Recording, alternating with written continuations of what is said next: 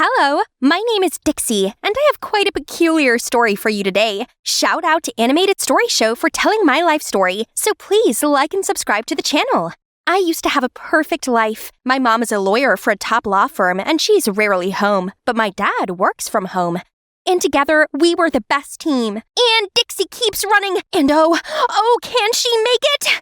Whew! Yes, she does! Woohoo! And she shoots and she scores! Oh my god, what is going on here? Today is our father-daughter tournament. And guess who's winning? Well, this tournament is over. David, you cannot continue to raise our child like a rascal. Clean this place up and come help me make dinner, Dixie. My mom was a total killjoy.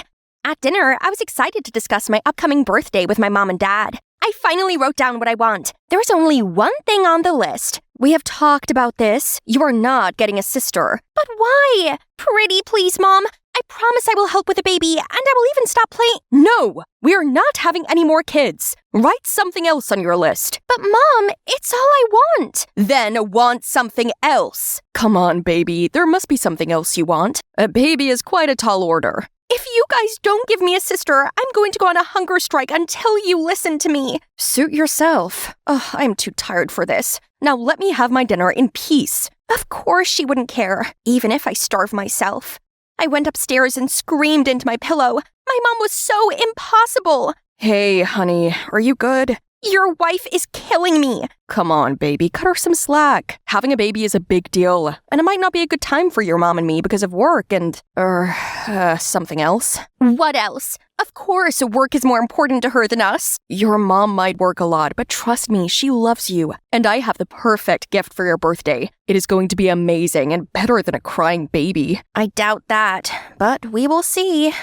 A few weeks later, on the eve of my 14th birthday, everything fell apart. I was in my room when I heard commotion downstairs. It must be Dad setting up decorations. But then I heard Dad and Mom yelling at each other, so I ran downstairs to see Mom sitting in the dark. Mom, why are you sitting here alone? Where's Dad? And why didn't he do my decorations? Honey, there is no easy way to tell you this, but your dad left us. We have been having issues for a while, and I tried to keep us together, baby, believe me. I tried, but he walked away. Liar! Liar! You are lying! My dad will never do that! I will call him right now, and he will tell me that you are lying! But Mom wasn't lying. I called every day for weeks, and Dad never picked up the phone. He was really gone. I couldn't believe it. How could he leave me without a goodbye?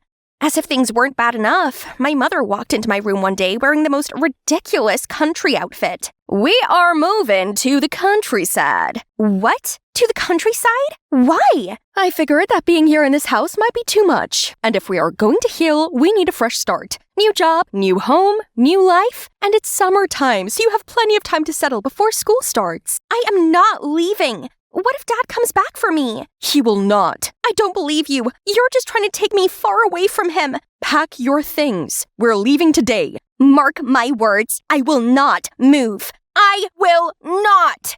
But of course, Mom's way or the highway. Honey, there is something I need to tell you about this place. Where we're going is my home. It's the place I grew up. Huh? You never talk about your home, and now all of a sudden we are moving there? I know it's weird, but it's a long story. But believe me, you will understand soon. And you're finally going to meet my sister, Rose. Sister? You have a sister and never told me? God, do I really know anything about you? Oh, well, we're here. I looked up and I saw the whole farm spreading in front of my eyes. And that's Rose, your aunt. A woman almost as beautiful as my mother stood in the driveway holding a rake. I could immediately sense that she didn't like us. Well, look who it is. Why are you here? This is my home, Rose. I don't need to explain anything to you. Home! Please don't make me laugh. Your husband leaves and you remember that you have a home. That's rich. Hi, Auntie Rose. I'm excited to meet you. Sure. She just walked away and continued shoving hay. Rude. But Auntie Rose was more than rude. She was cruel. She never spoke to my mom and me. She always pretended like we didn't exist. And to make it worse, I tried to ask Mom what happened between them, but she refused to tell me. Adults. Feeling a little suffocated one day, I took a walk to the lake when I felt something like a rock hit me. Ugh! What in the coconuts was that? Oh, so sorry. I didn't see you coming. I'm Callum, and you must be Dixie. Huh? How do you know who I am? This is a little town. We know everyone. So, how are you finding life away from the big city? It's horrible. Can't wait for my dad to come take me away from here. Yeah, about that, I'm really sorry. My dad left too, so I understand how you feel. Listen, I don't know who you are or what you think you know, but my dad didn't leave me, okay? He's just tied up with work. Okay, don't walk away. I'm sorry. Come on, let's see who can skip rocks the farthest. I was so angry at this Callum guy and the rest of the stupid town for thinking my dad left. But the thought of going back to the Cold War at home, I'd much rather stay with him. Turned out, Callum was a breath of fresh air, and soon we started spending more time together. One night, I was sleeping in my room when my mother walked into my room. Hey, honey, I know that so much of this has been difficult for you, so I brought someone to help. Meet Summer, your adopted sister. I couldn't believe it. For the first time in forever, I ran and hugged my mom. Thank you so much. I finally have a sister, a forever friend. Yes, we are going to be best friends, sister. Summer was just 1 year younger than me, but she was so energetic and full of adventure. Every morning, she would leave the room before I woke up to explore the grounds, and late at night, she would tell me all the tales of her adventure during the day. Best of all, Summer also didn't like Auntie Rose's attitude one bit. So at night, we would badmouth Rose behind our back until we fell asleep. It was so satisfying. I saw you with Callum today. Hubba, he is so cute. Is he your boyfriend?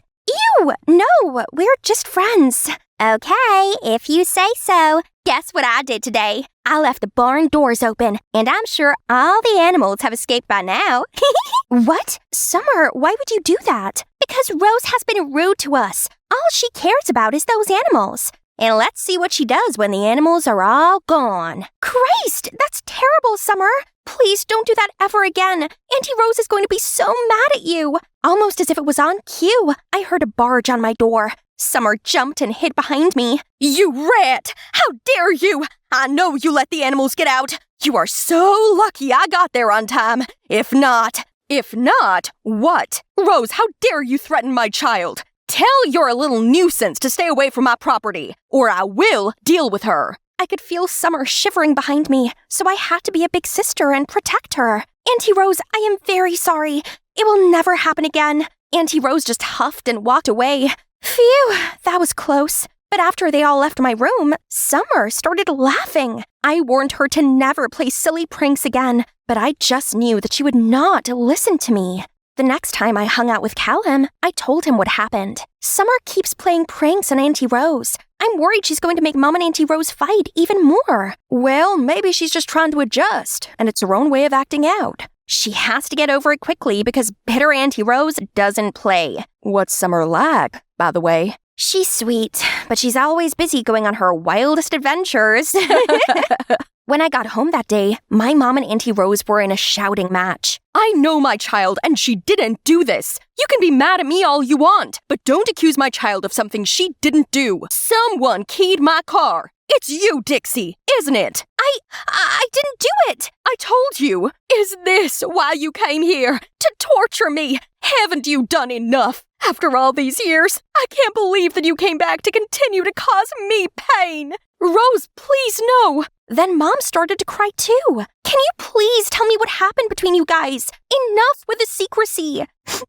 When Rose and I were teenagers, she had a piggy bank where she saved money to get out of this place and start her life somewhere new. She never wanted to stay in the small town, but then one day, your grandparents expected me to take over the farm, and I panicked. So I stole her piggy bank, got on a train, and left. And because I left, Rose was stuck here with a farm. I hate that I hurt my sister, but I don't regret it. If I didn't leave, I wouldn't have met your dad, and I wouldn't have had you. Oh my God! I can't believe you did that! That's why she hates us! You ruined her life! I know! That's why I came back. I want to fix things, but everyone I love hates me. Your dad, you, and my sister. Maybe I am just a terrible person. What you did was terrible, but you are not terrible, Mom. But you have to apologize to Auntie Rose and do whatever it takes to make it up for her. I was happy Mom admitted her wrongdoing and wanted to make amends after all.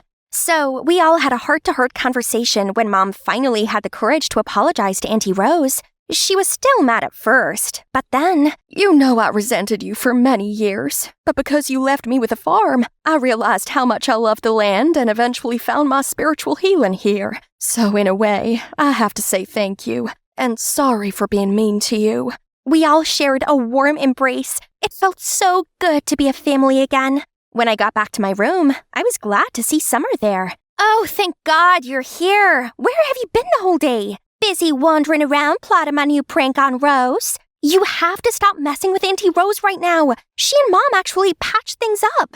Then I told her everything, but to my surprise, no, messing with her is fun, and I like it. If you don't stop, I'm going to tell everyone. You can try, but no one would believe you. I am the cute and cuddly one. Summer, why can't we just get along? Why do you have to break my heart, just like everyone else? Ask yourself. Don't put that onto me. I was so furious. What type of sister from hell was this? But she was right. No one was going to believe me unless I caught her in the act. But before I could do anything, I got carried away with the work at the farm. One day, Callum and I were helping Mom in the storage house when Auntie Rose ran in. Someone destroyed the chicken coop, ran a tractor into it. What? That was it. I know who did it. It was Summer. She is the one who has been doing all of it, not me. I tried to take the fall for her and talk her out of it, but she is not listening to me. Rose looked at me like I was insane. You are a terrible liar. I know you did this. I have proof. She pulled out a video, and I felt like I was being sucker punched. It was me.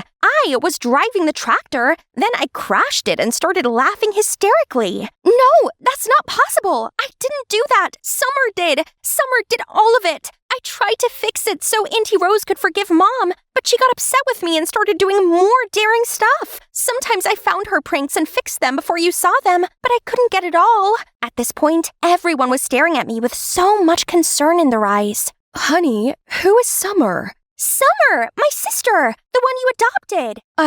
I didn't do that. You have no sister. Wait, I think I know what is happening. It makes sense now. Dixie, Summer is not real. You made her up. That's not true. You know her. I don't, actually. I never met her. Oh, my poor baby. You need help. I am not insane. It's okay, sweetheart. It's okay. Mom and Auntie Rose then drove me to the hospital, where I would be given therapy. Callum also came with us and sat with me in the waiting room. I can't even trust my brain again. I don't even know what's real anymore. Did I also imagine you too, Callum? No, you didn't. I am real, Dixie, and I will be here with you every step of the way. Right then, Mom and Auntie Rose came back after talking to the therapist. Dixie, honey, I'm so sorry for not listening to you and your needs for so long. I knew you always wanted a sister, but I never took you seriously. It was my fault. If I had been there for you, listened to you, and hadn't been so controlling and distant to you, things might have been different. But now I promise I will always be here with you, and you're going to be okay. I was in my room, humming to the latest Harry Styles song and preparing gifts for my new classmates. Balenciaga? Nope. Too cheap. Gucci? Louis Vuitton?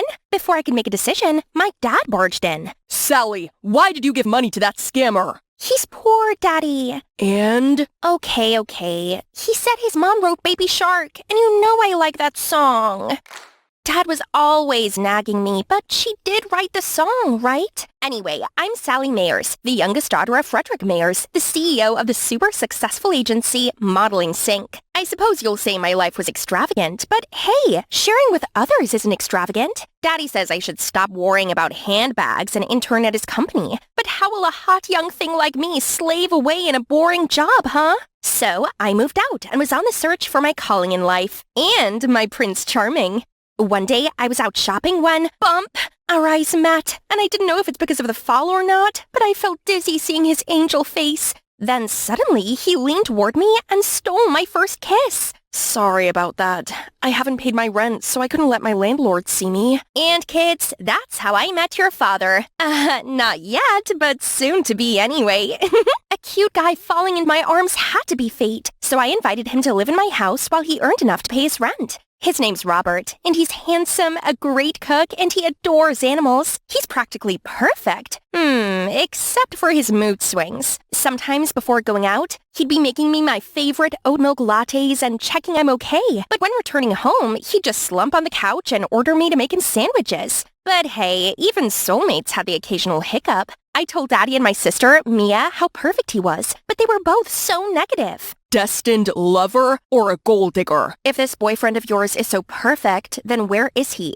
And, actually, they didn't see Robert's face yet. It's just he got camera fright. I desperately wanted to take some couples pictures, but he dodged every time. Babes, this face is only for you. Aw, he was so sweet and super caring. Despite Dad and Mia's disapproval, he still attentively asked about their hobbies and work. He was just perfect. There was nothing to ask more from him. Actually, there was. Come here. Just a secret between you and me. I think Robert's gonna propose to me. These days, he seems fidgeting and nervous. Then one day, Robert asked me to meet him in this expensive restaurant. I was sure this would be it. Gosh, I've dreamt of a wedding with my Prince Charming all my life. Yes, I'd like to be Mrs. Hemmings. Look, he reached into his pocket and pulled out a train ticket. Sally, my dad's just passed away. I need to go back to my hometown for a while. Then he got up and never came back. I searched everywhere for him, but it was as if he'd vanished into thin air. I knew he was grieving, but he didn't have to disappear like that. I traveled to his hometown, but everyone all said that Robert Hemmings had died years ago. So, who was my Robert? Did I really know anything about my soulmate? Could Daddy be right about Robert being a gold digger? Enough of your silliness, Sally. It's time to grow up. I couldn't go against Dad anymore. I had to go back home and work at the agency. At least I had Mia here. But no, I barely ever saw her. She was really too busy being head of the marketing department to come see me. I felt so lost and wasn't enjoying the job at all. Worst of all, I was still missing Robert so badly that I kept making silly mistakes. Everyone was so mad at me. If only Robert was here, he'd cheer me up. One day, Mia asked me to deliver some outfits for a photo shoot. I arrived to see the shoot was already underway. Snap that camera, darling, while I'm still young. Boy, oh boy, that dude was sure full of himself. My curiosity poked out and I tried to sneak a peek at him, but when I saw who one of the models was, I dropped the clothes in shock. OMG! It was Robert! I charged through the group of people and wrapped my arms around him. Robert! Where have you been? I've been looking for you everywhere! But he pushed me away. Get off me! Who are you? Why are you all over me like a rash? I don't know you. What? But I'm your girlfriend. Hey, you wish. Line up first. Easy there, Tiger. This is Henry, our hottest new model. Henry who? I had no idea what was going on, so I pulled Mia outside. Mia, he looks identical to Robert. Not every guy is your ungrateful ex. It's not uncommon for people to look similar. Your infatuation for Robert is making you imagine things. That might be true. She talked with me for a while, then put me in charge of the shoot for her. But I couldn't brush off Robert's image on that Henry guy. Then overheard some whisperings. Henry might be a newbie, but in the last month, he's had 3 major magazine shoots. Rumor has it, it's down to a secret backer. Something didn't feel right here. So I decided to dive in deeper to solve the mystery of Robert or not Robert. And I easily became Henry's assistant. Early the next morning, I dressed and eagerly ran to Henry's house. Robert usually slept in, so if Henry was Robert, surely he wouldn't have woke— We're late! Huh? Oh, surprise! We're not late, as I changed today's schedule into a charity activity. Then, not letting him have any chance to question, I immediately dragged him to the car. Last night when the sponsor called, I nodded without any hesitation. Just imagine those shiny cheekbones on a soup kitchen flyer for the art and for the community.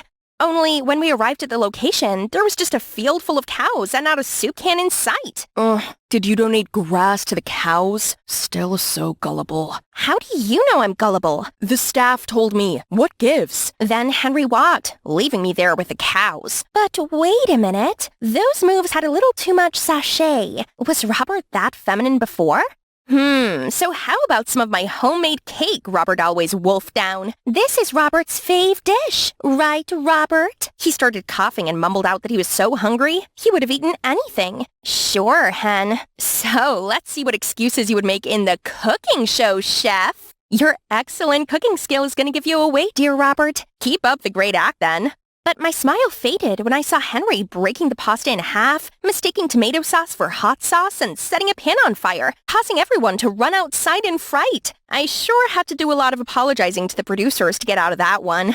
I didn't understand why my plan went so wrong. Okay, Robert loved animals. No way he could resist an adorable puppy. So I bought my new dachshund, Cora, into work. But to my surprise, when Cora hurried over to greet him, he's screaming like a banshee and ran along the hallway like being chased by zombies. Is it possible?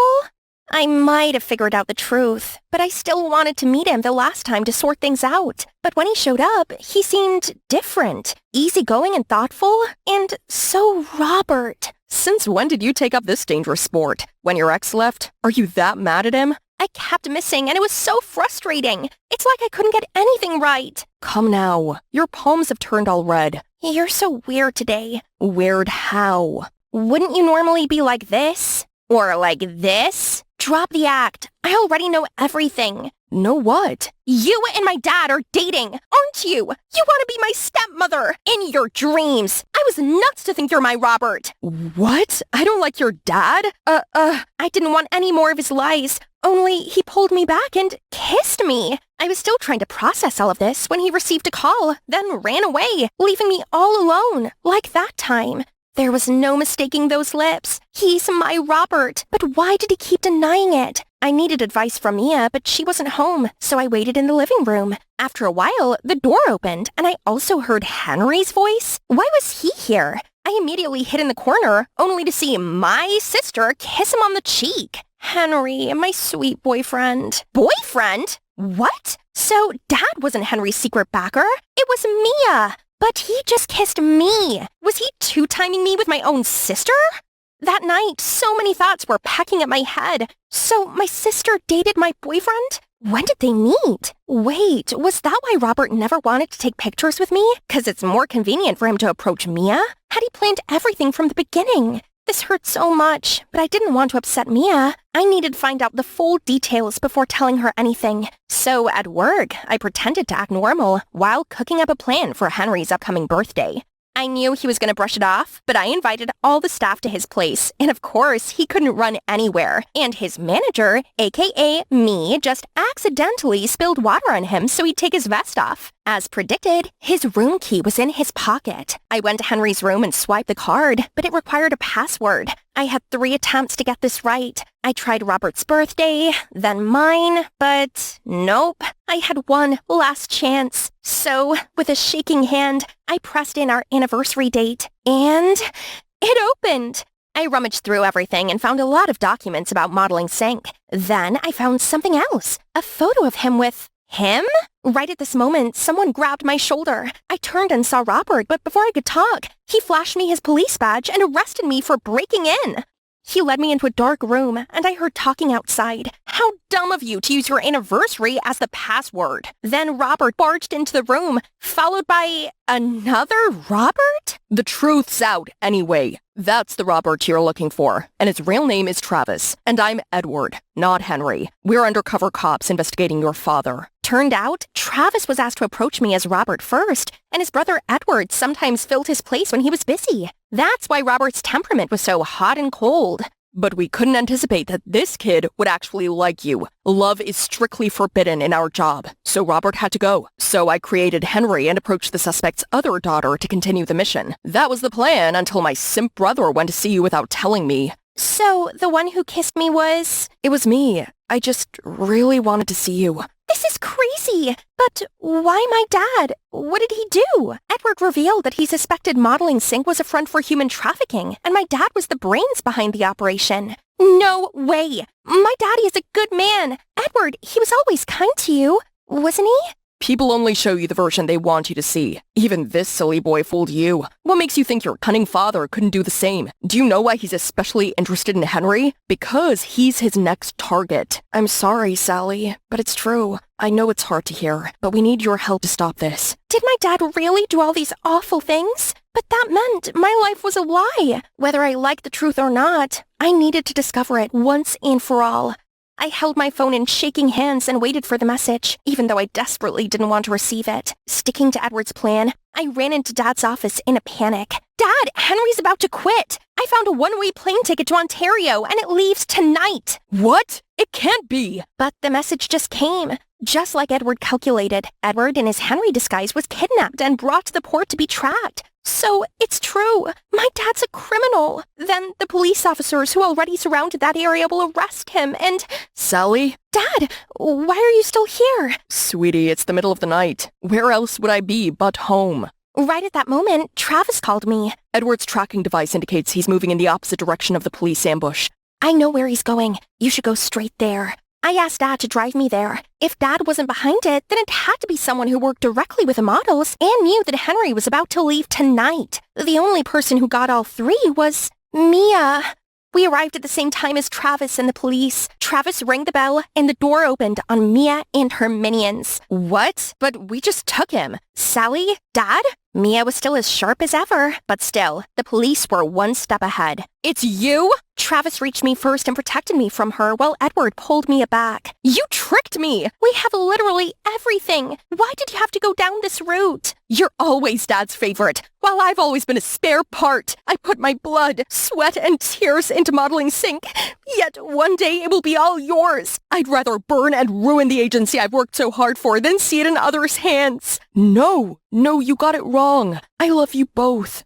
They arrested Mia and found the kidnapped models. What Mia did was wrong, but she was still my sister, so Dad and I visited her in prison. Mia, I'm sorry for everything. I thought you were stronger than Sally, and when Mom passed away, that she needed me more than you did. I know it's late, but I promise I will make it up to you. As we left, I saw Edward and Travis. Then Travis pulled me aside, apologizing for using my feelings to aid their investigation. I still love Travis, but I couldn't get over that. He deceived me, and I wasn't going to let anyone treat me like a gullible fool ever again.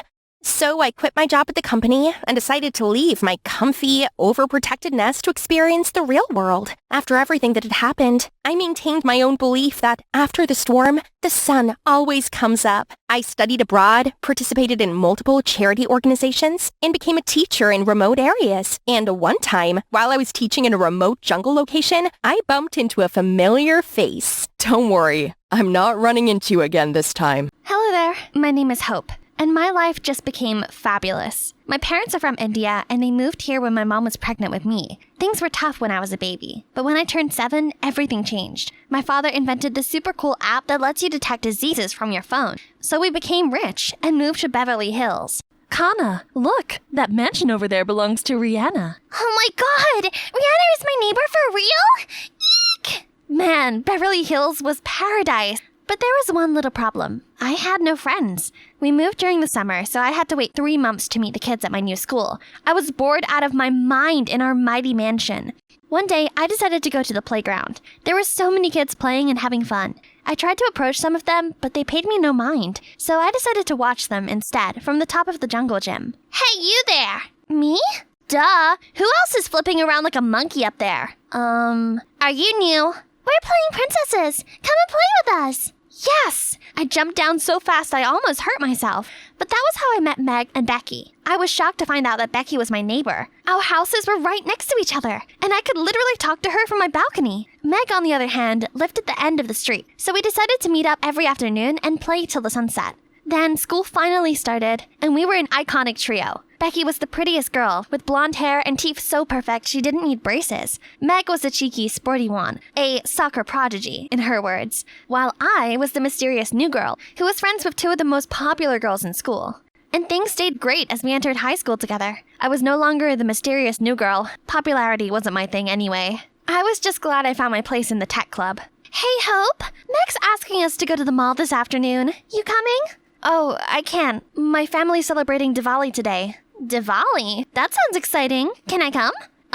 We have never had non-Indians for Diwali before. But since you're my bestest friend, I doubt that my mom would mind. Yay! By the way, I have something for you. Here, whenever we're close, it will glow like this. Whoa! Did you make these? See, you're really talented. If you would, Becky, we've talked about this. Joining the tech club is enough for me. Now let's get going before my mom scolds us both. Becky came over immediately, and she was so excited. She helped us set up and helped me wear my sari, and even joined in the prayers. Everyone was happy to have her around. Diwali went great. My mother had the best time teaching Becky about the Indian culture. Later that evening, a heavy rain started, so Becky stayed for the night. We were having tea in the living room when I heard a loud bang on the door. I opened up, and it was Meg, soaked in the rain. Oh my god, Meg, are you okay? Becky said to wait for you guys at the park. I was waiting when the rain started. I went to her place and was told she was here all day. Why didn't you tell me? Oh no, Meg, I'm so sorry. I meant to text you, but I forgot. You forgot? We've been friends since we were in diapers, but the moment Hope showed up, you abandoned me. That's not true. What's that on your wrist? Hope's too? They're friendship bracelets.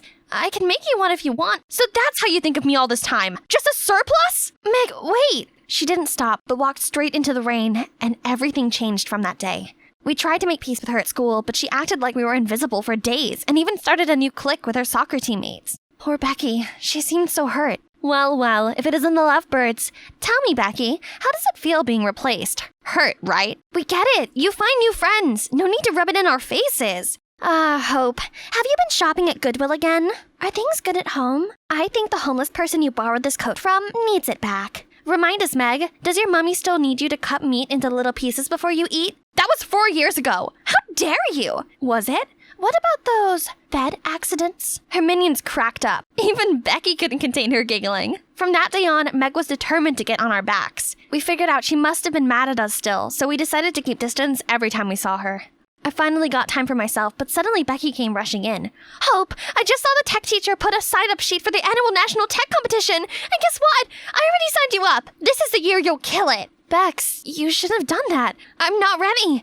That competition is a cutthroat. What if I don't make it past the group stage?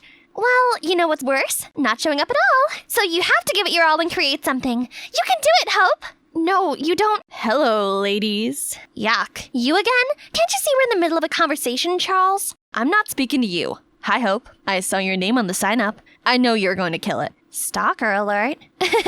Thank you, Charles. Even though I am doing this against my will. If you want, I could help you brainstorm. No, I'm good. I'll figure it out.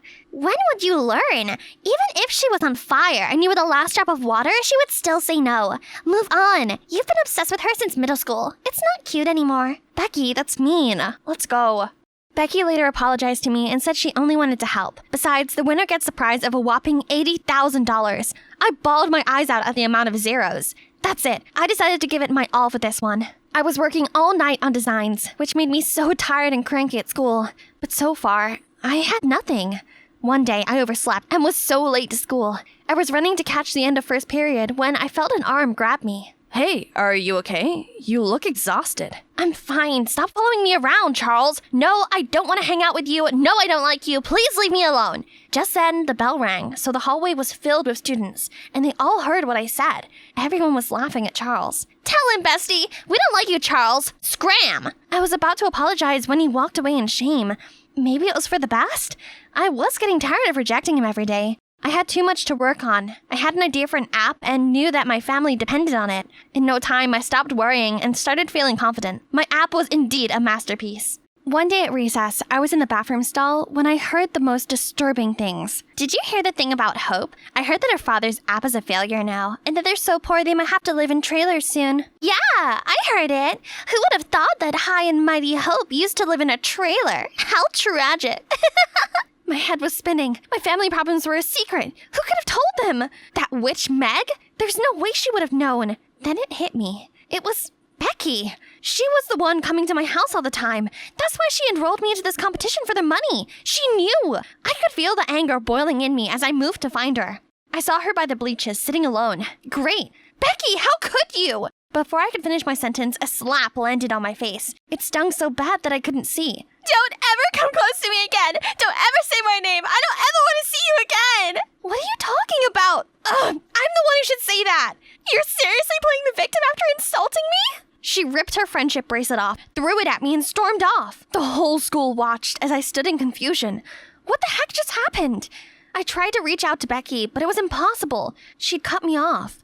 Was that how little she thought of our friendship? The next few days at school, everything started to make sense. Becky had a new best friend, and it was none other than Meg. I was so upset watching them at school, while I sat alone every day. Later that day, I was in gym class when the witch approached me. Looks like you're flying solo now. Jesus, gloat all you want. I'm out. What's with that attitude? You usually have a sharper tongue. Cut your nonsense. I know you did this. You were so jealous of our friendship that you just had to destroy it. What? It wasn't me. Have you seen the video? What video? Meg showed me a video of me bad-mouthing Becky to a group of girls, but I didn't do this. I know. As much as I hate you, I know you'll never say anything bad about Becky, which means that someone did you dirty. Oh, I didn't expect you to pick my side, but you're so right. That person must have spread that nasty rumor about my dad's business and got me thinking Becky was responsible, since she must have been the only one who knew. Does this mean it's true? Yeah, I've been hoping to win the tech competition prize and help that out. Well then, you should focus on the competition. I'll talk it out to Becky, don't worry. You do that for me? Yeah, I guess I knew all too well what it felt like to be left out. I'm really sorry about that. It's alright. Beck and I made up. I guess I was a bit jealous, since it was always you and Becky. And we've never had a chance to hang out one-on-one either. I really hope all these drama can end so we could just be the iconic trio again. Thank you. I really hope so too. 1 week later, the tech competition was finally here. I was so ready to unveil what I had been working on. Mom and Dad were also here to cheer me on. I walked to write my name on the sign-up sheet, and the name before mine shocked me to my core. That's right. I'm here too. Oh, meet Evans, my partner. He's one of the most brilliant inventors. My parents hired him to help take you down. But why? Why? I've been nothing but nice to you, but you only think of me as some dumb blonde. I was the one who enrolled you into this competition. I was the one who befriended you. You'd be nothing if it wasn't for me. It's about time you learn to appreciate your friend. Becky turned away. Meg tried to stop her, but to no use. I suddenly felt this weakness in my knees. I couldn't help the tears. I let them flow freely. Oh, Kana. Listen, you have to focus. Remember why you are here. If we have to start our lives afresh, then no problem. I did it before, and I can do it again. Don't let her clouded judgment tell you where you belong, my darling. I gave my dad the biggest hug and went into the hall. He was right. I couldn't let Becky take this day away from me and my family. When my name was called, I walked proudly on stage and started my presentation. Hi all. I came here because I want to tell my story. Growing up, life hasn't always been easy for me, until I found friends who changed my life. And even if there were ups and downs along the way, I will forever cherish the memories we had together. So I came up with this idea of an app called Memoir Lens, made only for you and your loved ones, where you can store and share your memorable moments with them. Best part is the app will notify you annually, so you can relive those moments again. The hall erupted with applause. Everyone loved my app and I ended up winning the competition. I couldn't believe it. I was so happy. I saved my family. Later that night, my home was packed with friends and family celebrating. I was having such a good time. But then, the thought of Becky and Meg crossed my mind. So I took a walk. I was just at the end of the street when Charles appeared from nowhere. Hey, I heard you won today. Congratulations. And you're having a party. Did you forget to invite me? Oh, it's just for my family and close ones, so... Oh, I get it. Does Becky come too? I heard she slapped you in the face. Ouch, that must have hurt coming from your BFF for life. Do you see how it feels now? Nobody likes being humiliated. Wait a minute, it was you! You did this! Of course I did, moron. And let's be clear, it wasn't because I was so heartbroken. Yuck. I just wanted to date a popular girl, and you seemed easy. But then you humiliated me. So I created a fake AI video saying nasty things about you with Becky's face. And the same for her. And you guys fell for it. Look how weak and powerless you are without your friend. Pathetic. With all the anger and pain I felt, I grabbed Charles by his shirt and slapped him silly. I was ready to beat him up, but he scampered away, laughing like a psychopath. I ran to Becky's house. I had to tell her the truth. I banged on the door for minutes before she opened it. It was Charles. He made a fake video to separate us because we humiliated him. What? Are you making this up to mend things? It's not gonna work. It's over. No, wait! She's not lying. I heard Charles confess. I even have it recorded. They happened to stand right in front of my house. Becky watched the video, and it started to hit her. Oh my god, that idiot. Oh, Hope, I'm so sorry. I should have listened to your side. And I said all those terrible things to you. Oh, I'm too ashamed of myself to even face you. It's okay, Becky. I just miss my friend. I also happen to know you pulled out of the competition because you couldn't do that to me and my family. I'm so sorry I even tried to. Then we both laugh away. Hey, Meg, why are you standing there dumbfounded? It feels like I'm third wheeling you guys. I'm just gonna head out so you guys can have your moment. What are you talking about? Meg, you're a part of this group, and this time we're not gonna let you leave. Yeah, if it wasn't for you, we'd probably still be fighting by now. So come here, you. I missed you guys. I'm sorry I was so mean. It's okay now. Now, how do we make that punny Charles pay? I was chewing popcorn watching my favorite channel with my bestie Diana when I heard Juliana's screeching voice. Cheryl! Emergency! Help me! I dashed towards her room to see her struggling with clothes. Oh, my dear, you're here. Come and help me choose which bag would suit my gown better, Gucci or Versace. Is this your emergency? Yes, absolute emergency. I must look fab on tonight's date. What? A date? Don't you remember you just cried your eyes out for some jerk yesterday? Can you believe her? Sorry, I forgot to introduce myself. Hi, I'm Cheryl, living in New York. And that's Juliana, my aunt. My parents passed away when I was little. Since then, Juliana moved in and became my guardian, as per their will. She was funny and expected to make good company in this huge house, but most of the time she wasn't around. The only time she sat down with me was... I just bought him a brand new Bentley to walk his dog the other day, but the next day he immediately dumped me.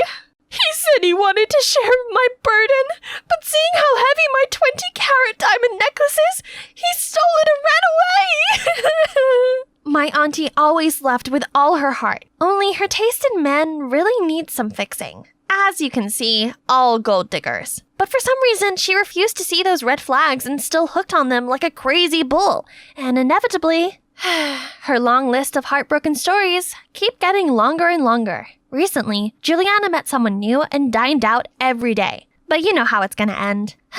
Once they steal something from her, they surely would run away and leave her inconsolable back to me.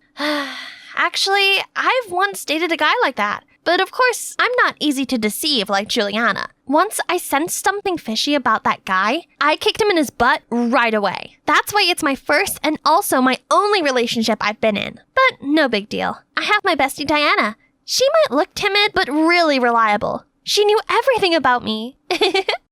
Then one day, Juliana asked me to join them for dinner. Wasn't this the first time she introduced her boyfriend to me? But this guy was kinda special?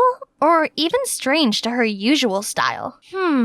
Juliana only ever dated six-pack guys. But now, what's this overweight, short, and bald man doing here? Auntie, are you alright? But the real bummer was he brought along his son, who also happened to be Andrew, my freaking gold digger ex. It all happened when I was 14, the age where everyone was in a relationship, except me and Diana. One day, my class gathered to play Kiss, Spin the Bottle, and on my turn, the bottle pointed to Andrew, the only boy in my class who was single at that time. Friends screamed in extreme excitement and started to push us together, and we kissed. Since then, my classmates started to ship us as a couple until one time Andrew came to me. Hey, you don't have a boyfriend. I don't have a girlfriend. Why don't we become an item? Our friends seem to like it too. Stupid offer, right? But 14-year-old me thought it's a good idea to join the dating circle like my friends after all. I mean, being the only single girl really sucked. And he surely got a look and would make a good match with me. So I agreed. And we became official and did what other couples do, from holding hands to public kissing. Andrew turned out to be a good acting partner. And it was quite fun, to be honest. Except for those moments where I wish I could just end his life. Bae, I'm hungry. Get me something. But he's still totally wrapped up in finishing his 10th burger. Until I nudged him that did he pay attention to his starving girlfriend? Aw, my bae is hungry. Then eat, my love. But what was it? I opened my eyes to find out he fed me his greasy finger. Ew! That definitely raised my hackles up. I stood up and gave him my tantrum, but he had the audacity to fight back. If Diana hadn't stopped me there, I swear I was gonna give him some scratches. But still, we both had to settle down our first couple fight to continue our lovey-dovey girlfriend-boyfriend thing. Ugh. Things ran quite so smoothly that sometimes I thought I was in a real relationship. Then one day, I was walking in the schoolyard to hear some boys talking. Hey, Andrew and Cheryl have been together for 2 months, right? Yeah, I can't believe our spin the bottle trick that day could be that successful. Shout out to our handsome boy Andy, who's willing to go into the lioness's den to help us earn some more allowance from our rich lady. Perfect. And now the bait is taken, it's time to give Andrew the cue to action. What? So Andrew's offer only comes from an attempt of leeching onto me? How dare he? I immediately stormed away to find him, sit on a bench. Hi, bae. Why the long face? Who stole your food? Drop your act. I know you're just a gold digger. What gibberish are you talking about? I don't know what's going on with you, but don't put it on me. He still had the guts to deny it and even dared to go berserk at me. We're over. Not long after, he moved to another city with his family. Good riddance. And from that moment, I said no to boys, as they only come to me for money. I didn't expect to see this jerk again, especially in this kind of situation. I dragged him outside. You have to stoop this low? Couldn't get my money, so now you asked your dad to steal from my aunt? Quit thinking everything has to spin around you just because you have some money. I just want my dad happy and he seemed to like your aunt. I warn you, don't cause any trouble. The next morning, I woke up to the most shocking news ever. Cheryl, Mr. Hardy and I are engaged. The wedding is soon to be decided and 2 families will move in together. What on earth? They've known each other for hardly 2 months and now they're getting married? What? This Hardy guy must have put some kind of spell on Juliana. Wait, so Andrew the jerk, he's my cousin now? No, I can't let him rob me one more time. I so needed some bestie talk right now. But why is Diana clinging to Andrew? I rushed over without a second thought. Hey, what's going on here? Are you blind? We're seeing each other now. What kind of gibberish did I just hear? I dragged Diana away immediately. You better have a proper reason. I'm sorry. You know too well what kind of person he is. Why? Can you do me a favor? You and Andrew are living under the same roof now, but can you keep a distance from him? What? Are you for real? You know, I'm a bit insecure. Okay, fine. You worry for nothing anyway. In no scenario do I want to be near him. What's wrong with the people around me? Frustrated, I came home, but to see Andrew's dad in my house. We just moved back to the city, so it's taking more time for our housing contract to settle. So we'll have to live in your place, just for now. Is it okay? Of course, bae. This castle is too big for the 2 of us anyway. Right, Cheryl? Yeah, how convenient for you, Mr. Hardy. Just move in, and all this house and cars are all yours to use now. And that's how Andrew and his dad entered my life and made it miserable. Every single night, he kept bothering me with a screeching sound that I couldn't stay focused on studying. Stop it or I'm gonna throw away your flute. Pity you can't comprehend art, cousin. Not just that, I had to share a bathroom with him, which now rather turned into his own exhibition of Star Wars obsession from towels, doormats, or even toothbrushes. Literally everything. Ugh. He even left his stinky football jersey for days. Ew. And of course, I couldn't let Andrew invasion continue like that. I drawed the boundary to set my territory. Hey, that's not fair. You got an inch more. What? Obviously not. And you know where he got his annoying nature from? Yeah, you guessed that right. His dad one day brought a full box of tools and left them everywhere in my house. Then he dragged every old item out of the basement and got them fixed. Hey, this castle wasn't supposed to be his mechanic shop, and we have enough money to buy new stuff. One day I told Juliana my bed was too high and I wanted a new one. But Mr. Hardy was faster and insisted on fixing my bed. But when I lied on it, it collapsed immediately. Help, my butt! I just know it's his tactics to win Juliana's heart. And seemed like it worked, as my aunt, who was never seen in the kitchen, now volunteered to show off her cooking skills. Wow, love's power, they say. Then let's see how love would burn. I just happened to heat up their love by adding some super hot chili into Mr. Hardy's portion. And after the first bite, he ended up crying like a baby. Don't you know I have a peptic ulcer? Then he held his stomach and left the table. Juliana hurriedly followed him to their room, all looking concerned. New trick to wheedle some more gifts? Impressive. It's you, right? Me what? I ignored him and went back to my delicious sup, but this party pooper stole the dish and scoffed, like being left starving for decades. Okay, fine. If you insist. You just pushed all of my buttons, you moron. I snatched his dish and finished the steak in front of him, and I could see his eyes turned red in anger. And that's when the fork fight broke out between us, until the maids came in to prevent any more calamity. The next morning, I saw my aunt taking Mr. Hardy to the hospital. Oh, I didn't expect it to be that bad. Right then, a delivery man came. Oh my! Wasn't it Green Day? My favorite band of all time? But this vinyl was rare. Not everyone could have this. Who bought it? It's mine. You? Hey, cousin, can you pay for me? I spent all my money on game yesterday.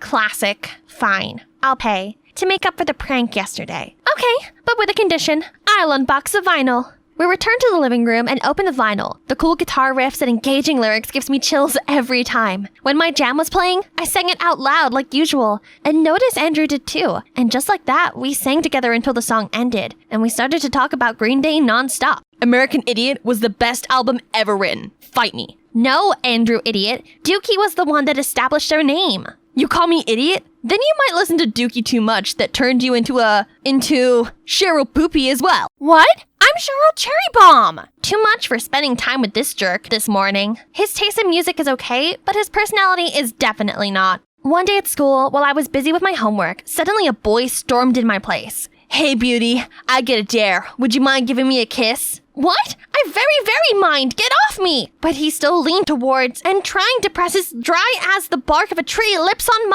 mine. Hi there, I'm Anita, a science pro and robotics prodigy. I've won countless trophies, including one for making a talking replica of Baby 8. But it's my crush's heart that I can't win. Tom has just refused to accompany me to the last middle school dance. But who cares? I've got my bestie Barb. It'll still be fun. We can go together. We arrived at the dance to find that everyone had dates, except for us. Well, this is a little awkward. Move. This is a dance floor, grannies. Either you dance or get out. I bet this is the first party you've ever got to attend. As if Tom would go out with such a loser. Yeah, you should try asking your robots out instead. As they walked off laughing, I felt so disheartened. Barb told me not to listen to them, but their words niggled away at me. I realized if I didn't change, then I'd waste the rest of my teen years by being a loser that got left out of all the fun. I needed to reinvent myself now before it was too late. Over the summer break, I thought it over and realized that there was only one way forward. I should flip the script, where nobody knew who I was. And this is the perfect occasion for that. High school!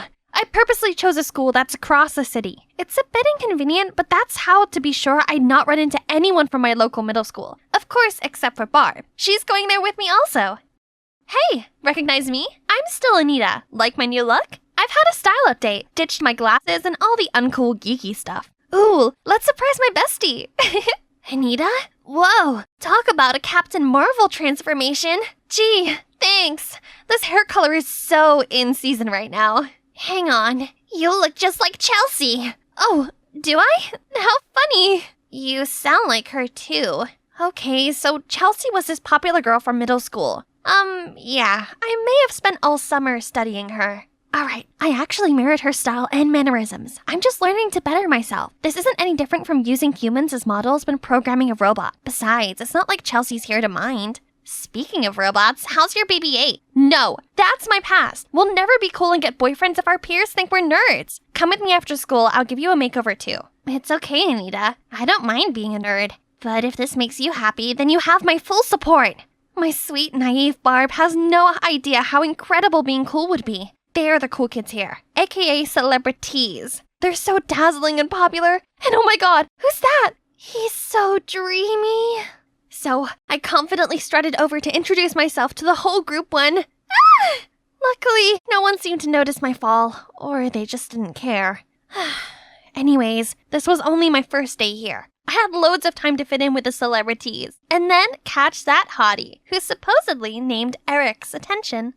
At first, the popular girls didn't notice me, but then a few days in, Lou, the celebrity's leader, had a lipstick emergency and I sprung to her rescue. See? I told you, this burgundy shade really pops against your cool undertone. Ruby woo? That's so 2015, Ashley. You can put that away. And easy peasy, I became part of the group. They invited me to their parties, shopping trips, and spa days. It's like entering a completely new world, an extra shiny one. I got to sit with them at lunch where they Ubered low-calorie food. Normally, I had the same as them, but today my mom packed me a special sandwich with the moist maker, just like Ross's from Friends. Sorry guys, but Anita doesn't share food! Are you seriously going to drink that? You can practically see the fat and lactose swirling in it. Gross. Oh, okay. Looks like the moist maker would have to wait. I looked around and saw Barb sharing her mom's amazeballs mac and cheese with her new geeky friends. I've not spoken to Barb properly in weeks. We kept trying to reschedule as I had manicures with Lou, Haley's party, and all these other after-school shopping trips.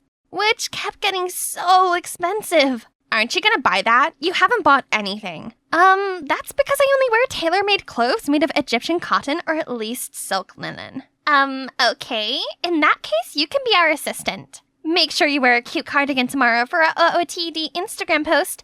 Ashley has made a list of the available colors. That's why I had to use all of my allowance on this cardigan. But it's fine. That's just how popular cliques had to be. And it's so nice of them to let me hang around. I proudly strutted alongside the celebs, looking just like one of them. Other students gawped at us, and it sure felt good. But suddenly this dizzy spell came over me. I started shaking and feeling cold. Then, pitch black. I woke up in the infirmary to Barb's worried face. Oh good, you're awake. It's no surprise you passed out. You aren't eating enough. What? I'm eating just fine. Besides, skinny is chic. I'm not arguing with you. You're lucky your head didn't hit the floor thanks to Eric. Eric saved me?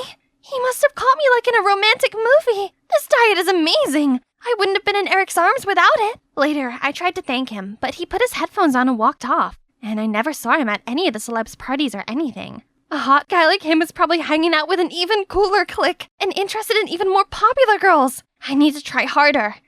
But my geeky side wasn't going to stay suppressed. One time, this guy slated Spider-Man 2099, my favorite character ever. Dude doesn't understand how the multiverse works, and his suit sucks. Are you kidding me? As if you know how it works. His suit incorporates Parker tech and has stealth features and exploding spider saucers. Okay, cool it, new girl. It's just some weirdo jumps around in spandex. Right, be cool. Cool kids didn't geek out over superheroes. Luckily, everyone else seemed distracted. I turned to look and saw them already flocked around some new kid with a huge backpack, a comic t-shirt, and jeans. It's like looking at middle school me. When I managed to get a closer look, I almost fell over in shock. It was Chelsea! Why would pretty, popular Chelsea do a total 180 on her looks? I tried to avoid Chelsea, but then one time when I was trying to approach Eric, she appeared, and he actually spoke to her. Does Chelsea know Eric? Since when? How come? Ah!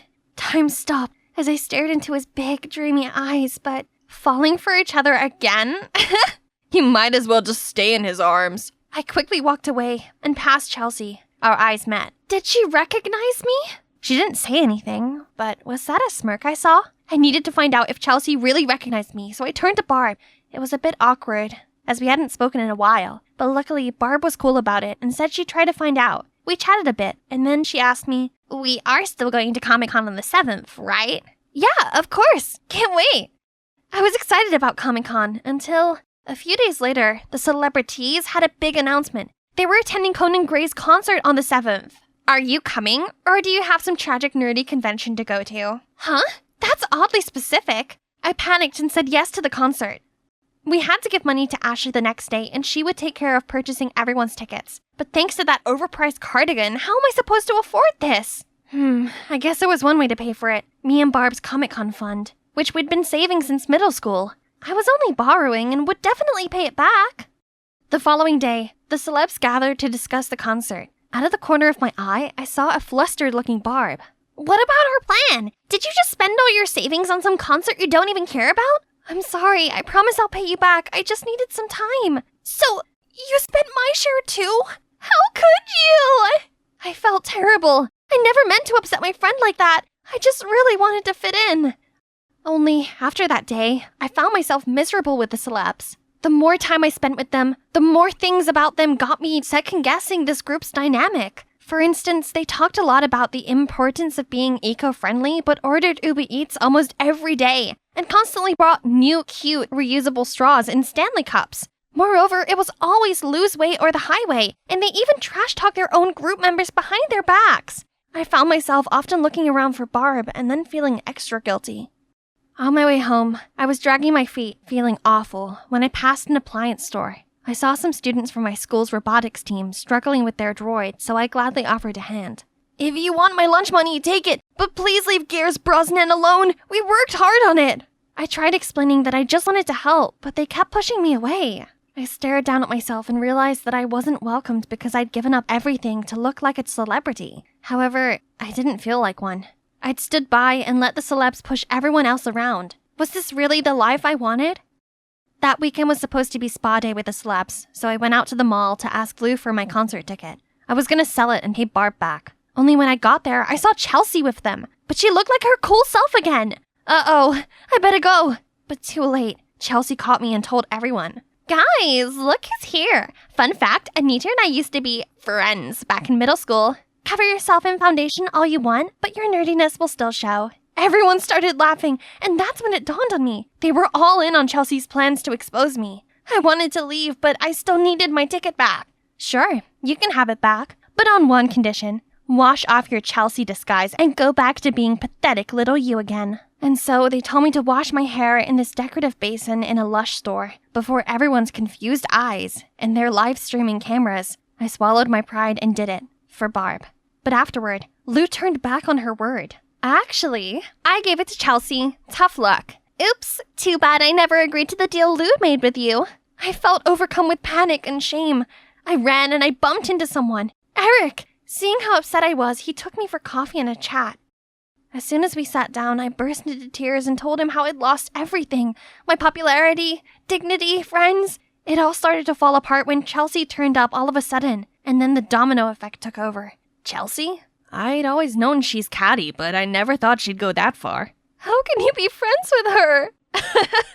What? No, it's not what you think. You still don't recognize me? What do you mean recognize? Then he revealed that he was from my middle school. I was shooketh. But if I squinted real hard, I guess he did look vaguely familiar. Whoa, puberty hit you like a truck. Same for you. Yeah, no, it wasn't puberty for me. I got emotionally scarred from being an outcast and became afraid of missing out on cool stuff, so I turned myself into a Chelsea clone to be popular. That's insane. But if it means anything, I prefer the old you. It's great seeing you at the school, but when I saw that you changed and joined the celebs, I was kinda apprehensive. But for real though, I would have died for you to notice me. I was beyond surprised. He liked me all along? Suddenly, Chelsea jumped in. Why has it always been her? I changed myself to look like her. Didn't you say you liked nerdy girls? So why not me? Say what? Chelsea liked Eric? So she really copied my look. And for that reason? I'm sorry, Chelsea, but it's my feelings. I can't believe you rejected me twice for this little nerd. And she doesn't even look like herself anymore. Chelsea, it's never been about looks. It's about who she is. In the midst of it, I finally understood something. I was fine just being me. I never needed to be anything else. I've switched schools and turned myself into a dork for you! Ah! You're lucky this time. I watched Chelsea stomp out. I realized how I was constantly anxious and on edge, that I'd messed up while hanging out with the celebrities. I missed the truly happy moments with real friends where I could just be me. All this time, I thought I'd been missing out on all the fun, but turns out, I missed nothing. The true way to have beautiful teenage years is to spend it with people that really appreciate you and do the things that you actually enjoy. I thanked Eric, then left. There was something important I needed to do first. I went home and fixed my BB-8, then took it over to Barb's house. Sorry, Barb. I'm so sorry, Barb. I was so desperate to be cool that I overlooked what really mattered. I miss you and our friendship so much. I missed you too. And I saw that humiliating video and just wanted to know you were okay. On second thoughts, I'll forgive you if you give me your BB-8. No can do, as I'm selling it online to make money to pay you back. I only brought it here to make my apology more meaningful. Did it work? We both hug. The next few days at school, I tried my best to fix things. I returned to my old image, well, with a slight upgrade. I can't let my beauty skills go to waste now. And I dug out all my geeky stuff. I showed up at the robotics club, and this time I confidently strode over and immediately fixed their robot. I told you I could help. Don't judge a book by its cover. That's a celebrity's job. Look at you, all happy and smiley with your own loser nerd kind. Yeah, I'm happy. Well, you once tried and failed to be one of us, remember? Being a nerd isn't just about appearance, it's about what's inside. By the way, how was the concert? I heard your fanatic behavior got you kicked out. Sounds exciting. Chelsea and the celebs looked fuming as they sashayed off, but I didn't care, as I was finally back where I belonged. I was tidying up my room when a call came through. Oh, my big sister! She lives with Mom, so I've not seen her in a year. Blair! It's been a hot minute. How have you been? Hi, Kiernan. Well, not so good. Mom left. Oh no! What happened? Then Blair told me it's due to Mom's debts. She had run away from the loan sharks and left my sister behind. That's awful! So I told her to come to Portland and live with us. She agreed to come, but then I realized that Blair staying here wasn't really down to me. Oh well, it's not like I could leave her in danger, right? So later over dinner, I told my family about Blair's current situation. Oh, how terrible. Yes, Blair must come and stay. Yay! Their kindness didn't surprise me as my stepmom and stepsis, Chrissy, have been lovely to me ever since I moved in. You know what's even cooler? Christy is a rising teen pop star, but she's so sweet. We've grown super close, and she even told me all about her secret boyfriend, Damien. They'd been together long before Chrissy became famous, and had since kept their relationship out of the public eye. This is so exciting! I haven't seen Blair since our parents split. This guest bedroom is going to be hers, and we're living under one roof again. Blair's basically my alter ego. She's pretty, outgoing, and popular, while I'm more of a homebody. Come to think of it, I see a lot of Blair and Chrissy. They're both so extroverted and confident. They'll get along just great. But to everyone's surprise, Blair showed up looking completely different. Wow, it seems like living with Mom, a party animal, had clearly influenced Blair. Hello, Blair. I'm Stacy, and this is my daughter, Chrissy. Welcome to Portland. You must be tired from your trip. Let me take your bag. Sure. Huh? Doesn't it seem like everyone's excited about Blair's arrival, all except for Blair? Maybe she's just tired. I showed Blair her room and helped her unpack. Oh my god, they're unbearable. How can you stand living with them? They think they're so much better than everyone else. What? Blair had only spoken to them for 5 seconds. Why she disliked them so much already? Give them a chance. They're really lovely. Blair's probably just stressed out from all the mom stuff. Hopefully, with time, she'll see how great stepmom and Chrissy are. Only things didn't get any better. After class, both Chrissy and Blair came up to me. Hey, wanna hang out? I asked her first. Oh, then we can all go together. Sorry, Chrissy. It's just that we haven't seen each other in ages, and there's a lot of catching up to do. Maybe we can go to Sephora tomorrow to check out that new Anastasia palette you like. Sure, have fun. Then Chrissy left. I'm sure she really wants us all to hang out. Oh, please. She thinks just 'cause she's popular, she can always get her own way. She's mid. Okay, maybe it's best not to mention either of my sisters to one another to avoid World War III. Things went on like that for a while. I took turns to hang out with Blair and Chrissy. Once, when Blair was chilling in my room, I noticed her smiling at her phone. Seemed like our homegirl had finally found something fun to enjoy around here. I excitedly asked her what she was watching.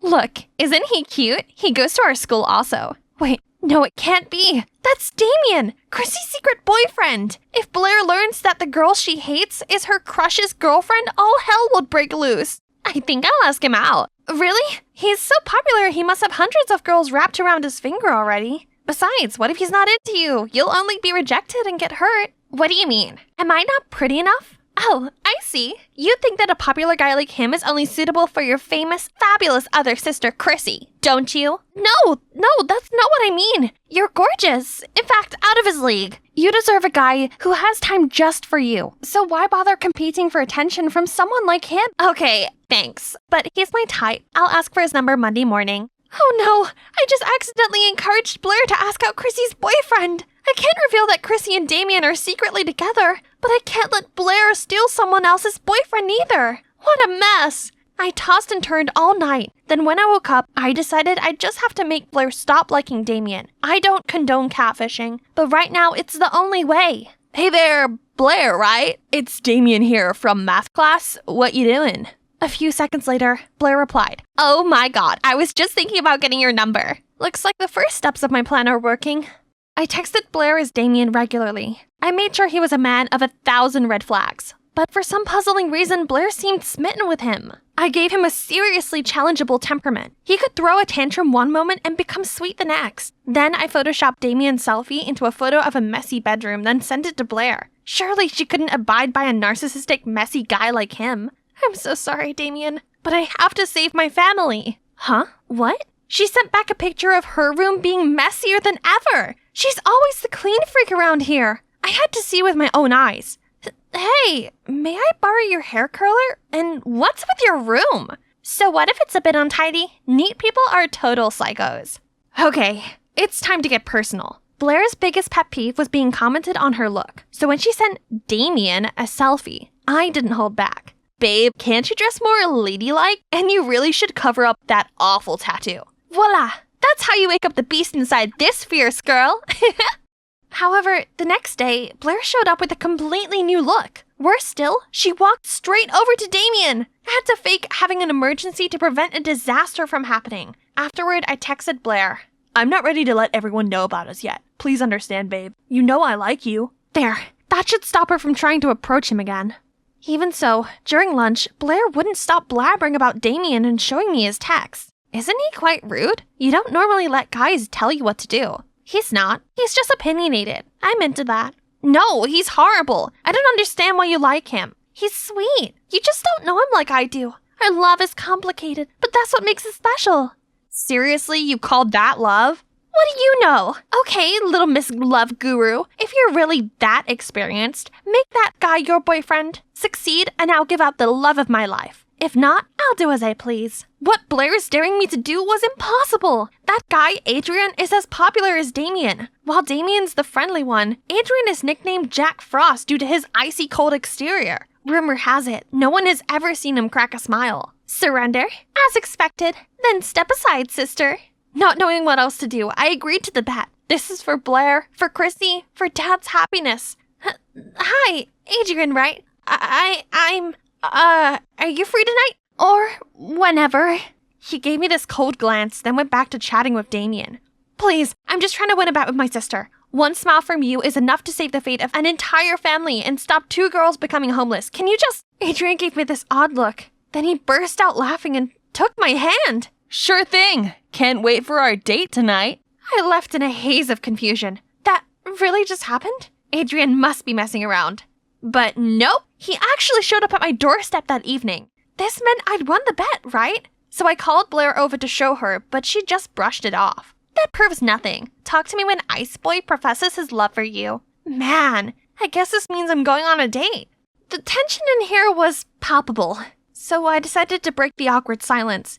Hey, where are we going? I mean, this isn't actually a real date, is it? It's definitely real. You insisted. I must have looked so dazed that he continued.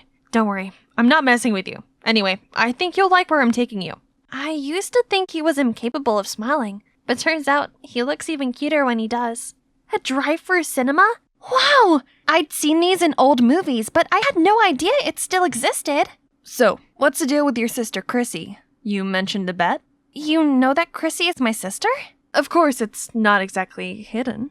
Besides, I'm friends with Chrissy's boyfriend. So, you know? Yep, there's no secrets between me and Damien. And don't worry, I have his back. So, can you answer my question now? I like this different side to Adrian. So before I could stop myself, I told him how the bet wasn't with Chrissy, but with my other sister, Blair. And I was catfishing Blair as Damien to protect my family, but it's barely working. Whoa, that's intense. Secrets make things complicated. Life sure would be easier if we could just be ourselves. So, why did you decide to go on a date with me? Don't you think it's weird? No, not really. Beats how girls normally ask me out. I arrived home feeling on cloud 9, but then I walked past Chrissy's room and saw her upset. I asked her what's going on. It's Damien. He wants us to go public, but I told him I'm not ready yet. I like having this part of me private, and I don't want Damien to be open to backlash and scrutiny. But he didn't understand and thought I was embarrassed of him. Oh, Chrissy, what a pain. Give him time, I'm sure he'll come around. But the school performance is in a few days. How am I supposed to take the stage in this state? I hated seeing Chrissy so downhearted like this. And I thought about Adrian and what he said during our date about honesty. I don't know much about the pressures of fame, but I do know that your feelings for Damien are real. I don't think love is something that you should hide. Honesty is the best policy. It might be hard at first, but you can get through it together. Now, come to my case, I should also follow my own advice and put an end to my catfishing before it gets out of hand. I tried hard to think of the best way to break this to Blair while we were walking to school the next day. After much hesitation, I pulled her aside before entering school for a talk. Only, before I could get to the main part, Damien walked past and oddly, Blair didn't do so much as to blink.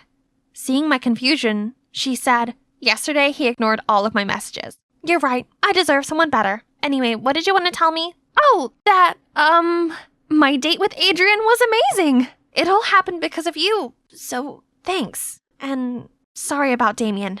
It's okay." That's strange. Did my smitten sister really just give up that easily? But anyway, at least it's all over now. And I don't even have to come clean anymore.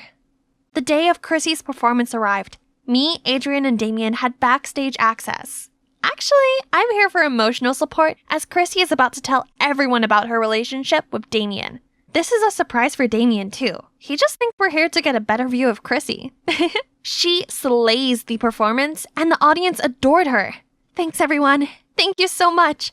Actually, today is an extra special day because I have something. But suddenly Blair stormed onto the stage and snatched Chrissy's mic. How about making it even more special with this breaking news? Everyone, she's had a secret boyfriend all this time. She made the poor guy hide in the shadows so she can keep her squeaky clean image. She's lied to you all for years. Is someone like that worthy of your support? Blair ran off as soon as she finished. Boos start coming from the crowd. Many people began commenting on the situation in true TMZ fashion. What is this, 2009 VMA? No way! My Chrissy is taken?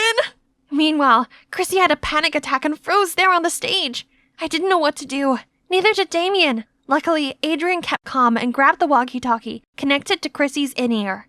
Chrissy, listen to me. In times like these, there's only one way out, and that's confronting the truth and taking back the narrative.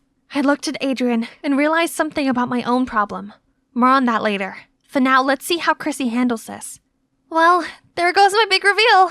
Yes, I'm in a relationship. But I only kept it quiet because I wanted to separate my personal life from my professional one. Being a public figure and a teenager at the same time is not as easy as you might think. So I didn't want to drag my loved one into that life too soon. On reflection, maybe this wasn't the best way to deal with this. I won't hide anything from my fans anymore, and those who truly support me won't judge or speak badly of my decision. Everyone, I want you to meet Damien, my boyfriend. The audience went wild. Aw, this is so cute. But I still had one more problem to deal with. Blair! I looked everywhere and finally found her hiding under the bleachers. Blair, it's just me. Please come out. I started to talk about what just happened, but Blair didn't want to hear it. I know everything! You tricked me because you think I'm an idiot. La la la la la la! I let her finish her outburst and calm down. Then I apologized and told her the truth. I only did it because I didn't want you going after a boy who's already taken. I know I went about it in a completely wrong way. But I just wanted to keep our family together. I love you, and I don't want to be in the middle of your jealousy towards Chrissy anymore. If you just gave her a chance... You could have just been honest with me! This is all because you prefer Chrissy over me, don't you? No, of course not. I just wanted to protect you, and for there to not be any more conflict between you and Chrissy. I'm so sorry. Please forgive me. Actually, I'm not jealous of Chrissy because she's famous and gorgeous. It's actually because you guys are really close. We used to be that close when our parents divorced, and now it's like I've been replaced. Blair's honesty touched me in the feels. I gave her a big hug, but then realized that we weren't alone. Actually, I'm jealous of you, Blair. You're all Kieran ever talks about, and I feel that, even though we're close, I can't compete with her real sister. Oh, so the tension between them wasn't just over a boy. It was actually over me. To me, you're both my real sisters, and I love you dearly. Come on, sisterly cuddle. Oh, by the way, how did you know that I was pretending to be Damien? I overheard your conversation with Chrissy. It didn't take much digging around to figure out it was you texting me, not the real Damien. While we're at it, I find it worrying you were still into him after all those red flags. In future, please let me vet your dates first. You're too easily blinded by good looks. Oh dear. That's why us girls have to stick together, especially when it comes to boys. Just another beautiful Sunday. I was bragging to Nanny Emma about my wonderful adventure. Goodness, that's incredible. Weren't you scared? Of course not. Dad taught me. Why are you still here, Amy? Get ready for your piano lesson. Oh, it's Mom. Again. She rushed in, snatched the phone out of my hand, said, "Go now or I'll delete all these videos." Okay, just delete them. Nothing you do could ever make me care more about those noise-making logs. Then I left to my room. Always ballet and piano and violin. What kind of mother forces their kid to do things they don't like? Ugh, I won't back down this time. I have my videos all backed up online anyway. She can't control me. What? Huh? What else? I turn around to see Mom drop to her knees. No, it can't be. Just this morning, my husband was still... Dad had suffered a stroke on a trip to survey a gem mine, and they couldn't reach the hospital in time to save him. How could that be? He's not only my dad, he's my bestest friend. I bet the news is just as hard to deal with for my sister Brianna, as she was always the one who went on business expeditions with him. He's the best dad we could ever ask for, but he's gone, and it felt like Emma and Brianna were the only people who really loved me now. Just last week, Dad was sitting here, next to me. Darling, it's not good for you to just sit home and wallow. Why don't you get out of here for a few days? And go where? Next week, your sister is going on a trip to a new mine. You can tag along. I'm sure she'd enjoy the company. I don't know. I don't like business trips. I'll bet you can make time for some adventures while you're there. There's bound to be hiking and things you like to do.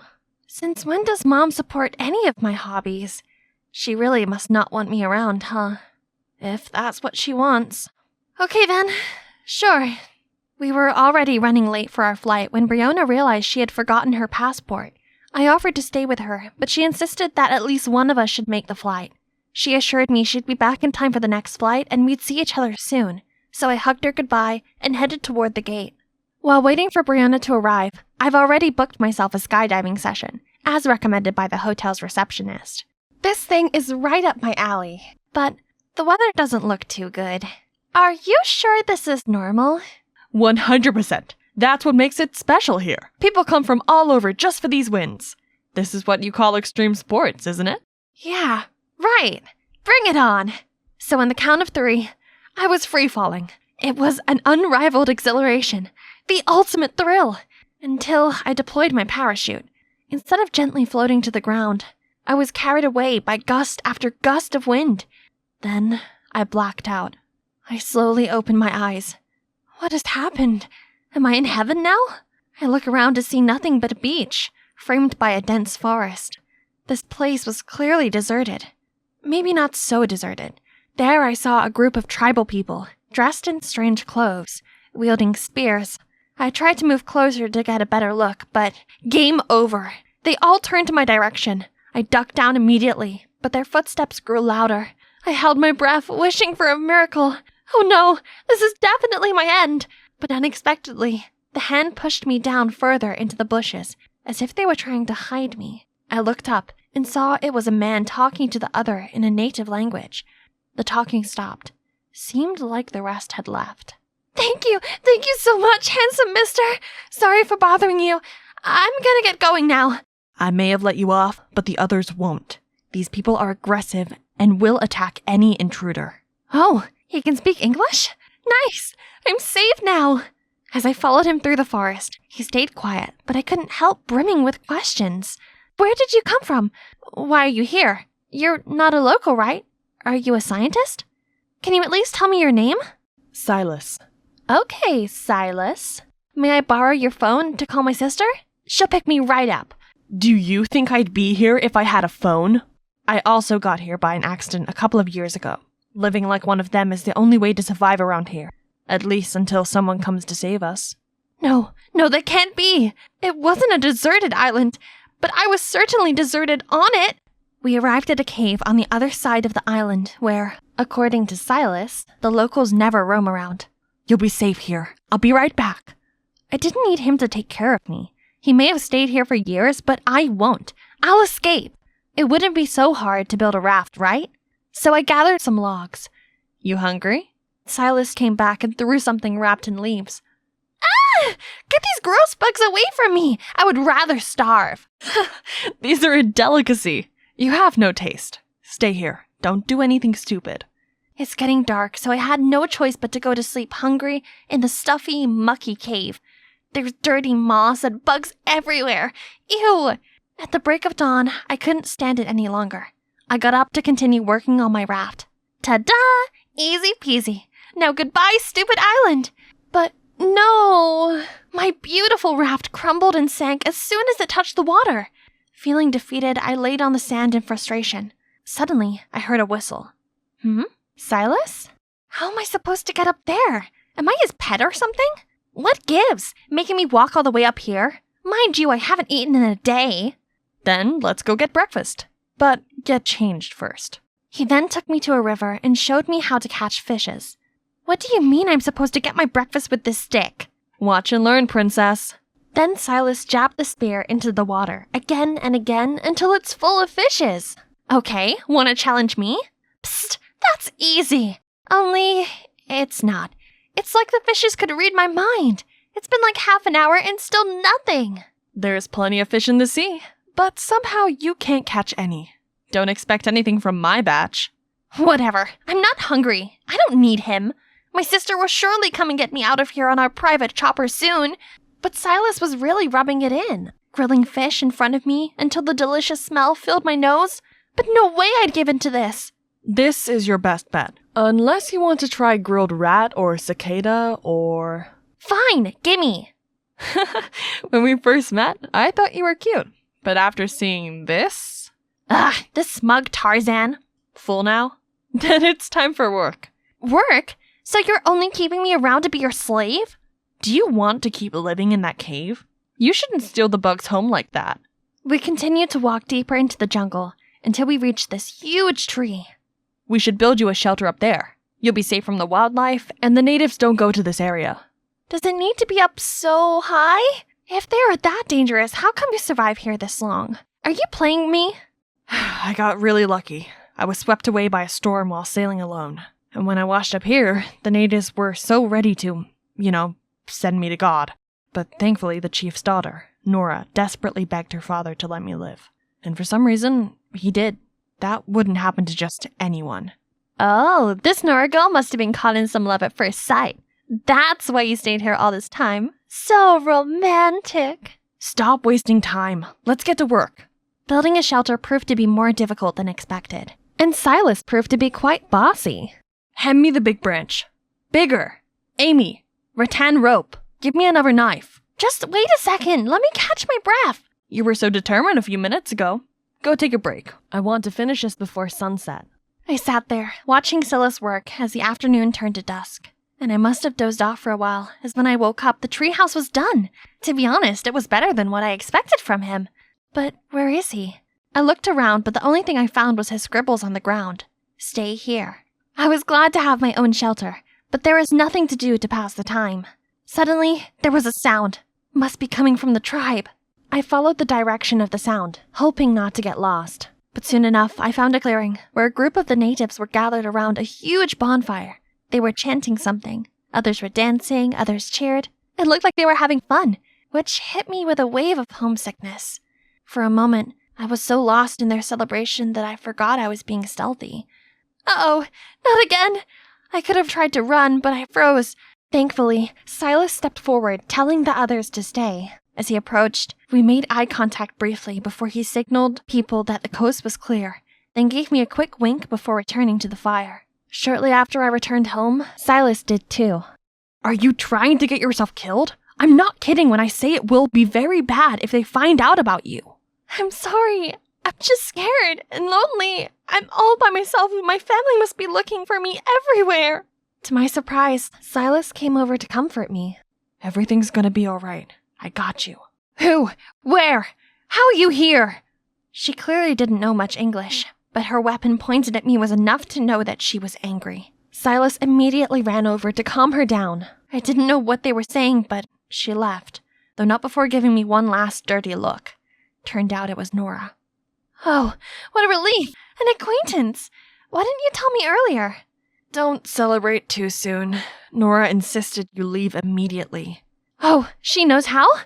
Then I don't have much of a choice whether I stay or leave here, do I? Don't worry. I'll take care of Nora. And he must have, because the days passed by and the natives never came to drive me out. Silas continued to visit me every day, bringing cloves, teaching me how to pick fruit, swing on branches. Soon the work turned to play. He started teaching me tribal dances and vocabulary, and we visited the waterfalls and lakes around the island. It's pretty fun. It felt like going on adventures with my dad again. Confident in my knowledge of the island, I started to venture out on my own. But Silas didn't prepare me for this. A leopard showed itself and slowly moved towards me. I tried to stay composed to find a way to escape, even though every bit of me was freaking out, when suddenly, Nora jumped down from nowhere and petted the leopard as if it was her little kitten. She gave it a fish and the kitty just happily ran away. Thank you so much. I'm Amy, Silas's friend. Silas, mine! Yes, he's all yours. I hate him so much. I wouldn't even touch a strand of his hair. Silas? Ew. No. Nora huffs loudly before leaving. Here. Or maybe I shouldn't share it with you since you hate me so much. Oh, stop it. My life was on the line. It was not time to confess my feelings. Oops, what did I just say? I continued to stutter, making lame excuses. You're not even listening to me, are you? You haven't heard a thing I've said. Huh? What did you say? He grinned and left without another word. I couldn't stop smiling at the silly bracelet. The island isn't really that bad. I have the freedom I've always wanted. I wake up with the sunrise and have things like this. This really is the life. One day, the sun had already set and Silas still hadn't come over. I was starting to worry when he arrived with, Nora? Silas said she wanted to bring me some clothes. I was relieved that she finally wanted to make peace, but her expression confused me. When I thanked her, she didn't say a thing or even smile. We sat around the fire. Silas and I talked about one thing after another. Oops, we might have forgotten about Nora. But the language barrier really is a big deal, you know. And so she just sat there sulking. Suddenly, she stood up, causing hot coal to splatter all over me. Silas hastily helped me clean my hands as Nora stormed off. Is she okay? Maybe you should go follow her. But Silas reassured me she'd be fine and went to find aloe vera sap for my burns. I think she misinterprets our relationship. Does she? 'Cause I too thought there was something going on. I was too surprised, but managed to gather myself enough to reply clumsily. Says who? I don't think you've formally courted me, sir. Tomorrow will be our first date then. In the mushroom forest. What do you say? I was glad Silas had saved this place for a date, because everything about it was curious and beautiful. Before long, I had wandered far ahead of Silas. I knew I had gone too far, but something drew me deeper into the forest. I walked along this cave as I thought I saw a ray of light at the end. And there really was. The cave was not a dead end, but it was just covered by vines. And, oh my god, this is like a whole nother paradise that hasn't been discovered. And there was wreckage of an old helicopter. I immediately called Silas over, and he seemed to not have any idea about this either. We explored the helicopter the whole morning, but it was nothing except a rusted hunk of junk. We were about to leave when Silas hit a button, and the radio came to life. We had found our new hobby. Since then, we went there every day, listening to music and pre-recorded content on the stereo. But eventually, we somehow got a faint radio signal, and for the first time, we had some connection to the outside world. I normally didn't care so much for news, but my interest was piqued by a familiar-sounding story. Right after the death of the biggest name in the gem industry, his wife was kicked out of the house. Any relations to the missing of the youngest daughter? Who will be the winner of the fight for his inheritance? Was this real? Were they talking about my family on the radio? Why would my mother leave? I then recalled my mother's strange behavior before I left. She, for the first time, encouraged me to go on an adventure, and I somehow ended up here. Was it even a coincidence? Oh no, how could a mother do this to her own daughter? Calm down. I believe there's more to this. Don't jump to conclusions yet. Personally, I don't think tigers eat their young. Maybe, maybe not. There's only one way to find out. I need to go home. Immediately. I've made it! I'm on the paradise island of Koh Lanta, and I actually get to stay here at this luxurious beachside resort. Hey, I'm Achara, a 17-year-old girl from Krabi Town, Thailand. As amazing as this place is, I'm actually not here on vacation. Instead, I'm here to reunite with the boy I saved 10 years ago. I almost forgot he existed until last week when I came across a Facebook post by Thomas, a famous British swimmer, searching for the mystery girl who saved his life as a child. Thomas is currently in Thailand for business, so here I am, eager to finally see him again. I was waiting by the gate when suddenly sounds of rolling suitcases came from behind me. I turned around to see two girls about my age standing there. Who are they? Before I could say anything, the gate opened and a friendly woman invited us inside. According to Mrs. Danvish, Thomas's housekeeper, he had a training schedule in another city and wouldn't be back for a couple of days. Then she introduced us to each other. The short-haired girl is called Sarai, and the longer-haired girl is Kanda. Dearie me, I must say that having 3 girls all claiming to be Thomas's savior came as a bit of a surprise. But I'm sure the truth will come out in the wash. Until then, please all stay here and make yourselves comfortable. So, those two girls are pretending to be me? Unbelievable! But no problem, Thomas would soon realize I was the one he was looking for and would kick those imposters out of here. I dropped my suitcase off in my room, then went downstairs for dinner. As soon as I sat down, Sarai spoke out. Stop acting. I know you two fakers are just pretending to be me so you can get your hands on Thomas's fortune. You're the fake one? Curly hair and a mole? You really have done your study, huh? OMG, these two audacious girls were getting on my nerves. At that moment, Mrs. Danvish entered, followed by the waiter with a trolley full of the most delicious-looking food I'd ever laid eyes on. Now that Mrs. Danvish was here, the two imposters immediately changed their frosty attitudes to their bright smiles and sweet-as-pie acts. Ladies, please help yourselves to food and drink. Then tomorrow morning, after you've all been well rested, we shall have a little chat. But how am I supposed to enjoy the food when I have these two vultures glaring at me? I quickly finished my meal, then rushed back to my room. I must be well prepared for tomorrow. The next morning, a maid escorted me out to the garden for breakfast. The other two girls were already there. On seeing me, Khanda scowled at me, while Sarai made a point of sawing her knife through her omelet. I was about to help myself to some breakfast when suddenly Mrs. Danvish appeared and said, Morning, girls. I hope you're all well rested. She sat down, then continued. Now to the main point. I'm rather curious and was wondering where you first met Thomas. Easy. It was here on this island when I was 10 years old. I was collecting shells on the beach when I met him. Busted. I was only 7 years old then, imposter. Gee, a careless move over there, Khanda.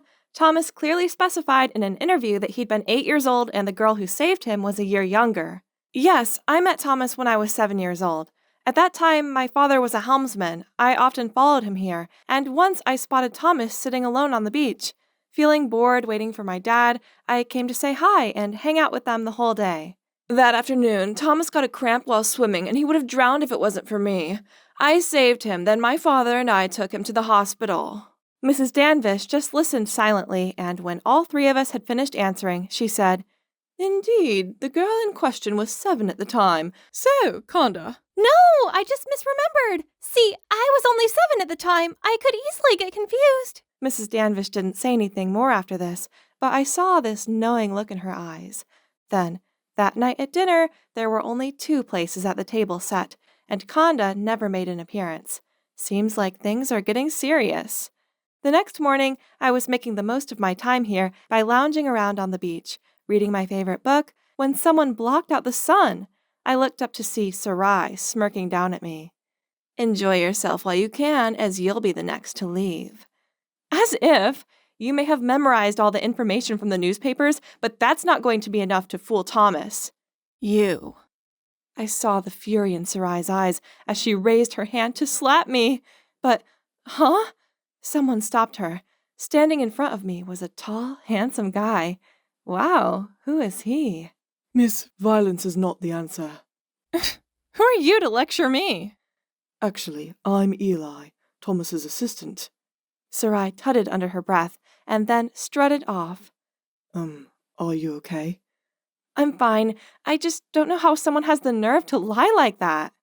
We continued talking as we strolled along the beach. Eli mentioned how I was exactly as Thomas had described me. Seeing as Eli seemed to be on my side, I took the chance to ask him more about Thomas, such as what his favorite foods, colors, and movies were. Yesterday I spoke to Thomas's housekeeper, Mrs. Danvish. She seems to know a lot about him, doesn't she? That's right. She was Thomas's nanny. Due to their busy schedules, Thomas's parents were often busy, so most of the time Mrs. Danvish was the one taking care of him. He's very fond of her. Then Eli showed me a picture of Mrs. Danvish hugging a smiley, young-looking Thomas. Oh, so he had blonde hair when he was little? I was so lost in thought, I didn't notice a rock and tripped over it. Eli immediately reached out to steady me. Then he asked if I was okay. Oh my God, what happened to me? Why is my heart thudding like crazy? That night, Sarai and I were sitting in the dining room having a stare-off as we waited for dinner, when suddenly a man walked in holding 2 bouquets of sunflowers. Thomas! Oh wow, he looks even more handsome in real life. My best friend Dara should have been here to see this. I told her to come here, but she wouldn't listen to me. Before I had time to greet Thomas, Sarai rushed over and hugged him. Then she pretended to get all emotional. Finally, we're reunited. Not a day has passed when I haven't thought of you. Thomas awkwardly pushed her away, then scratched his head. Let's have dinner first and then talk about this later. The food looked delicious as always, but I had a job to do. Only, whenever I tried to say something to Thomas, that awful Sarai interrupted me. Since our first meeting, the image of a cute brown-haired boy has been imprinted on my heart. I noticed Thomas pause and exchange a knowing look with Eli. You mean blonde, right? She thinks you had brown hair because she's never seen you when you were a kid, and that just proves she's a fraud. Thomas looked at me, stunned, then turned to Sarai in disappointment as she blurted out, It's not like that. Please hear me out. Without letting Sarai finish her sentence, Thomas sternly said, You know, I can totally sue you for impersonation and fraud. If you don't want to get in trouble, get out of here at once. Sarai looked like she was about to cry as she stuttered helplessly, then quickly got up and left. Thomas then grabbed my hand, smiled, and said, Finally, I found you. So he's weeded out the frauds. But why do I feel so guilty when I see his cheerful face? And what about Eli? Why do I find myself wishing it wasn't Thomas holding my hand right now? The next morning, I took Thomas to my hometown and showed him around. We were walking along the shore of the Krabby River when I saw Dara waiting. There she is. I invited her to join us. This is Dara, my best friend. Dara, this is Thomas, the guy I was talking to you about. Right then, my phone started ringing. Excuse me, I've got to take this. Go ahead, guys. I'll be right back. I quickly left, but did not forget to wink at Dara and whisper to her, I did my best. Now it's your turn. I took a stroll around the area and came back to see Thomas sitting alone, looking off into the distance. Where did Dara go? Seeing me, he stood up and said, Dara had something to do, so she left early.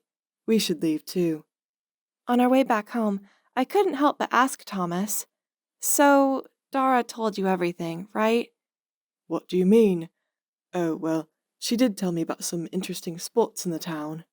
Oh man, that means Thomas still has no clue? Silly Dara. I put so much effort into bringing him here. Oh, hey, Achara. This suddenly came to my mind. When you took me to the hospital back then, do you remember what flower you gave me? Flowers. He got me sunflowers last time, so it must be... Of course I remember. I gave you a sunflower. I wanted to cheer you up. I was expecting a nod from Thomas, but to my surprise, he sighed and said, Actually, I just made that up. There were no flowers at all. Thomas's words got me wavered. I didn't want to end up in a position like this.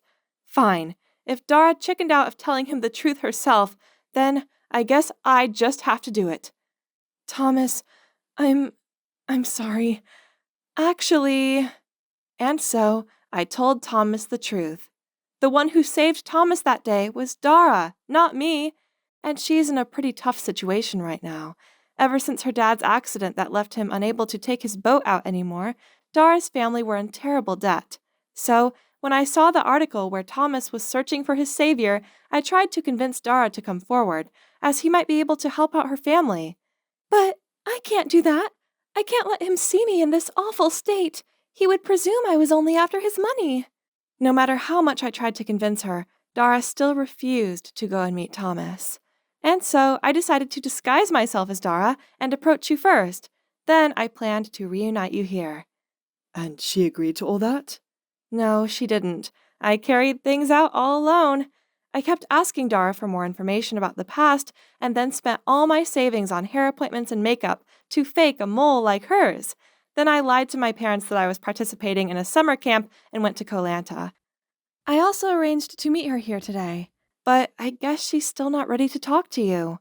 Actually, when I saw Dara, I felt this strange connection toward her, but seeing the way she left like that, maybe she doesn't want to see me again.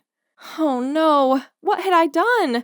I want to bring them together, not drive them apart. Are things really just going to end up like this?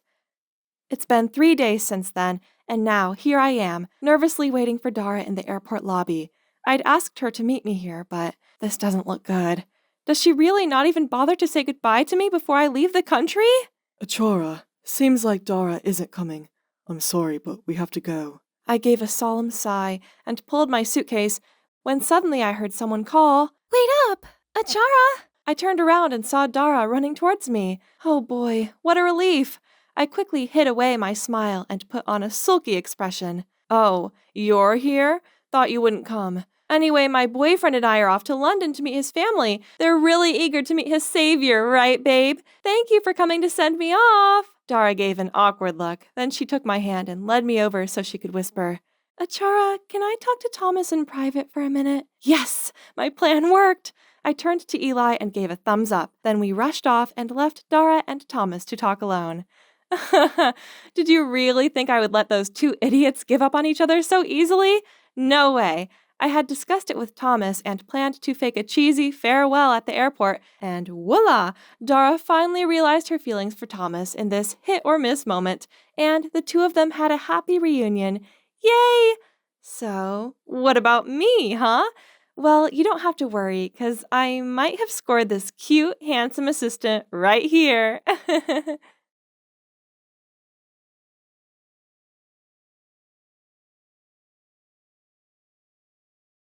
Hey y'all! Your one and only Miley Cyrus is back once again with the Spencer sisters story. Things were getting more complicated, right? Where were we? Oh, yeah. Scarlet was determined to bring keyboard warriors who cyberbullied her and Naomi to justice, and soon she accomplished just that. But Scarlet was shocked to her core to see a familiar face among them. That's Naomi? What in the world? Even your girl is shooketh. What's gonna happen next? Let's find out in this episode. From the moment their eyes met, Scarlet was completely dumbfounded. Scarlet, Why? How could you, Naomi? Naomi said nothing and just kept her head down, but Scarlet could no longer stand on her own feet. I'm okay. Naomi, a word, please. Why do you look like this? And why you did this? You know what? When those constant waves of comments tormented me, do you know how I kept my head above water? I told myself, I don't really know them. Their words can never hurt me. But I can't wrap my head around the fact that the one hurting me is my own sister.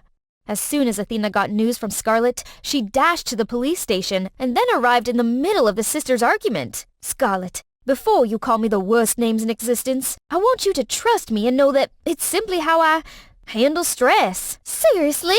Hear me out. I was so happy for you in the beginning, but eventually jealousy just started creeping in. I felt small and insignificant living under the same roof as a head-turning popular big sister. It got worse when people on the internet started comparing me to you, and I felt like I was nothing but a piece of trash. Gradually, I found myself coming to your haters' forum, and that's a slippery slope. Being among them made me feel like I mattered, like those people actually listened to what I had to say. It's like I was finally someone, and I didn't want it to end. Before Scarlet could react, Athena couldn't stop herself from sobbing out loud, and the girls saw her. Mom? To their surprise, Athena suddenly slumped down. It's all my fault. I led you two down this path. Never have Scarlet seen Athena like this, and neither did Naomi. Where had the icy, tyrant woman gone? Naomi, you have to stop before it's too late. It will eat you up and swallow you whole. Sorry, Mom, but if you're really my mother, you shouldn't have stopped me when you refused to help me. You could have just let me do whatever I wanted, and I could have figured it out the hard way myself. And from now on, I want to be free from you. I want people to know me as me, Naomi, not your sister. We belong in different worlds. Naomi, I can't even recognize you anymore. Naomi didn't say a thing and was gonna leave, but police officers immediately seized her. Just let it go. Then Scarlet and Athena returned to the suspects' lineup and saw that Finn was still there with an anxious look on his face. Scarlet, where have you been? You okay? Scarlet couldn't hold her anger any longer and screamed at the lineup. See how you've ruined our lives? Happy now? You carelessly threw around that bone-crushing, hateful language just for fun and never paid those on the other end any mind. Now you'll face my wrath. You're Athena Kingsley of Elite Talent Management, aren't you? Why you? Oh, yeah, I am, my mother. Come again? Yeah, she's my mother. Don't act so surprised. Mom, this is Finn, my agency's creative director. I'll go with her. Get home safe, okay? Wait here. I'll get the car. While waiting for Scarlet, Athena and Finn had a little chat. It's a pleasure to meet the famous Ms. Kingsley. I've heard great things about you. Oh, you've made quite a name for yourself as well, Mr. Finn Simpson. Well, that would be exaggerating.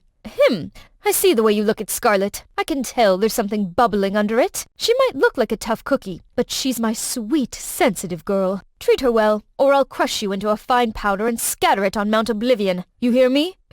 Yes, loud and clear. And Naomi, that girl's quite a handful, isn't she? Since she's under your management as well, keep an eye on her for me, would you? Yes, ma'am. Can't forget that. Right then, Scarlet halted the car in front of them. Mom, let's go. Finn, you're still here? Well, I'll see you again soon. Bye. Scarlet and her mum didn't say a word the whole way. Perhaps they were both exhausted from today's crazy mess. If it were me, I would just lie down and sleep it off like a log till morning. Unexpectedly, Athena blurted out, Scarlet, could you take me to your dad now? Why so sudden? 'Cause I was still mad and didn't want to see his face. No, the truth is, I'm a coward who wouldn't dare face him. Until today do I have the guts. They drove to her father's hospital room to find him sleeping peacefully. Let me wake him up. It's all right. Let him sleep.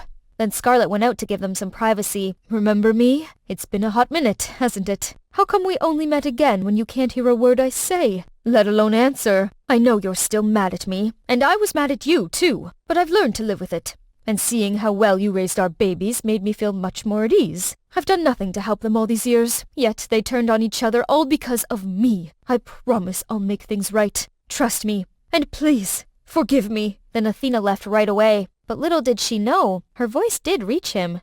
If anything happens, call me right this instant, okay? Right after their goodbye, Scarlet received a text message from Finn. Wanna go for a walk? This is the first time I've been to the beach at night. I love how serene it is. How did you find such a cool place? There's so much you don't know about me. Then they sat down for a heart-to-heart talk. The gentle breeze and the sound of waves soothed their jaded souls. Things do be crazy, right? Kind of, but you've been so strong. I'm sorry for dragging you into this, and thank you for staying by my side.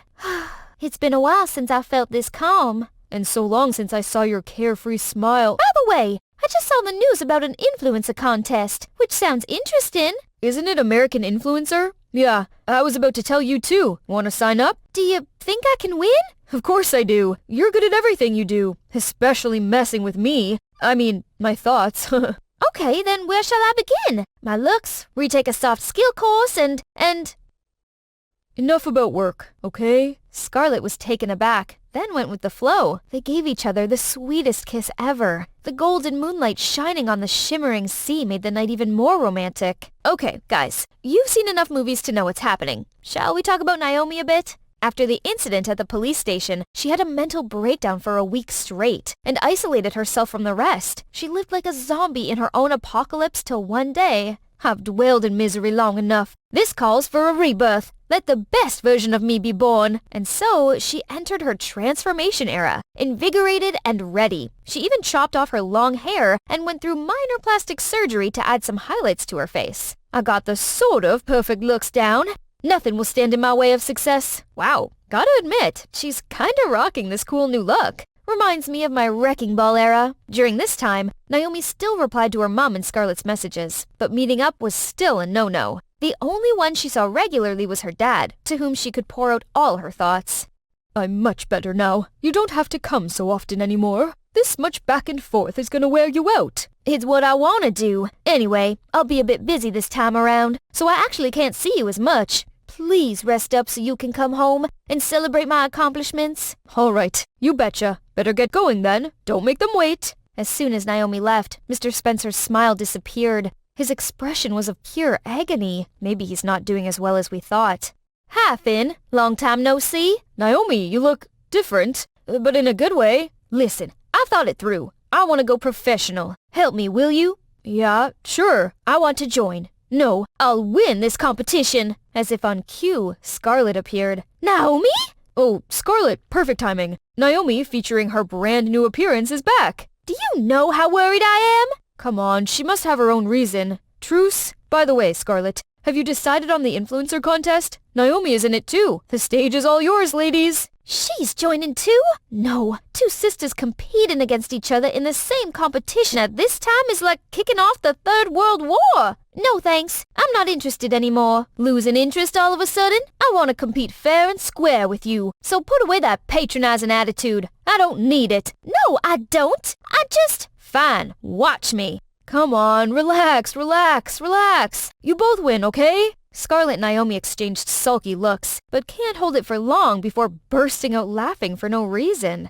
Come to think of it, Naomi is very much like your mom, full of determination and ambition. Yeah, I took after Dad and got the easygoing gene. I guess that happens to every sibling duo. True to her words, Scarlet followed a laid-back lifestyle, which drew lots of fans to her. Now, this is not just a job, but also a passion of hers, sharing good tips and spreading positive energy to everyone. Meanwhile, Naomi was hard at work to be ready for the competition. She tried to grow in every aspect, and pushed herself hard in the gym. She also read tons of books and joined courses to enhance every skill she thought might be necessary. 24 hours a day didn't seem enough. There were days when she worked her butt off till bedtime, and she simply let her body crawl into deep sleep without changing into her PJs or doing her nighttime skincare routine. Still, Athena and Scarlet always kept a worried eye on Naomi. Naomi, we can help! I'm sorry, but I need to focus. I'm so sorry. I want to make you proud, and I can't afford any distraction. When Scarlet told Finn, he said he'd handle this. Since then, Finn spent more time with Naomi and her advisor, and they became close. Scarlet saw how Naomi brightened up, but couldn't help but feel uneasy. Of course she'd feel that way, Finn spending less time with her. Scarlet, wake up! Now is not the time for this nonsense! I feel you, girl. There's something I hadn't told you. After that night's big kiss, Finn professed his love, and they became an item. Yay! The competition finally commenced. Scarlet, Athena, and Finn were in the audience awaiting Naomi's performance. Out of the blue, Scarlet got a call from her dad's personal nurse. Scarlet, your dad's condition is getting real bad. You'd better get here now. Should we tell Naomi about this? Of course we should. Yes, you'll regret not telling her. Right then, the host announced it's Naomi's turn. Scarlet immediately ran up and dragged Naomi backstage. Naomi, we have to go! It's Dad! He's getting worse, I'm afraid! What? Dad? I just saw him a few days ago and he was fine. Why now? I don't know. Scarlet, I'm sorry, but this is my last chance. Please take care of him for me. I have to go. Then Scarlet, Athena, and Finn immediately left, but they were only a few steps away when they saw Naomi black out on stage. At the same time, Mr. Spencer was also fighting his own battle. His prognosis was bad. We're sorry. We've tried our best. No! Dad! Please don't go. Dad! You're awake. Calm down. What were you dreaming about to be sweating like this? Dad! Where's Dad? Then there was a familiar voice from the bed next to hers. I'm right here. It's truly a blessing that Mr. Spencer's no longer in critical condition. And you fainted on stage and were taken to the ER. Some time had passed when their dad and Naomi became stable. I couldn't remember the last time we went here together. I still remember how much I hated this place, but now I think it's grown on me. I can kinda appreciate it now. Why did you suddenly want to go home and leave everything behind? I've always wanted to make something of myself, so I chased after something I didn't really understand like crazy. The moment I saw Dad left us for heaven, I felt dead on the inside. Even though it was just a dream, I can now look back and safely say I was wrong all this time. You know, to me, being in show business means creating values for your audience. Fame is sort of a byproduct, not the end result. Being famous feels almost unreal, like a fever dream. Those who flatter us today might turn their back on us the next day. Only familial love will remain till the end unconditionally. Mr. Spencer returned to his beloved diner, and today's special since these four were giving him a hand. Sit down. I got this. Hey, my help expires today, old man. Enjoy it when you can. I ain't here tomorrow. Oh, hey, I saw your daughter on TV yesterday. She really is going places. She's a whole package. A beautiful face and a heart of gold. I saw her on a charity program, too. Scarlet was still shining bright in her own way. You're actually looking at the receiver of the Influencer of the Year award. But now, she's got another loyal fan for herself. Alright, that's about it, folks. Phew, just telling you guys this story gave me a spinning headache. Luckily, everyone has their own happy ending. Scarlet and Finn are getting engaged next month. Oops, that's not in the script. Shh, I didn't tell you nothing. Being famous seems great and all. But remember, don't let it control you. Comment below if you want to see me in another episode. Mwahs! Hi, I'm Selene, and I've called the St. Augustine Orphanage home since I was 6. But I'm not actually an orphan. You see, my parents are special agents with secret identities. Sweetie, if one day someone suspicious asks you about your parents, run for your life. I was used to these fleeting, ghost-like visits from my parents. They often took turns sneaking in and out at night, spending the little time they had with me, and always came together for my birthday. And even though I didn't see them much, they taught me some awesome skills. By the age of 12, I was fluent in 5 languages, could play a variety of instruments, and do a butterfly kick on anyone who needed it. Despite living a secret life and not seeing my parents as much as I wanted, I still felt lucky that I had them both in my life. It's my 17th birthday, a day I should be super excited about. You see, my parents always visit me together on my birthday, but I've been waiting here for ages and there's no sign of them. This was the first year this had happened. I didn't like it one bit. Something was definitely up. The next day in church, we were singing hymns when I spotted this strange man in the crowd staring at me. My instinct were telling me something was up, so I eavesdropped on him talking to a nun. That girl with blonde hair. How exactly did her parents pass away? He asked about my parents. That meant my life was in real danger. I fled with all my survival skills right away. What really happened to my parents? Have their identities been revealed? I didn't dare to think about it. So I made sure no one was following me before going to the subway and looking for a baggage locker. This was where I needed to come in a run-for-my-life situation. I waited until nobody was around before I opened it with my key. Inside was some money, a dossier documenting a girl's life from childhood to old age, and a letter. Our darling Selene, we're very sorry that you didn't have the normal childhood you deserved. Please don't ever doubt that we cherish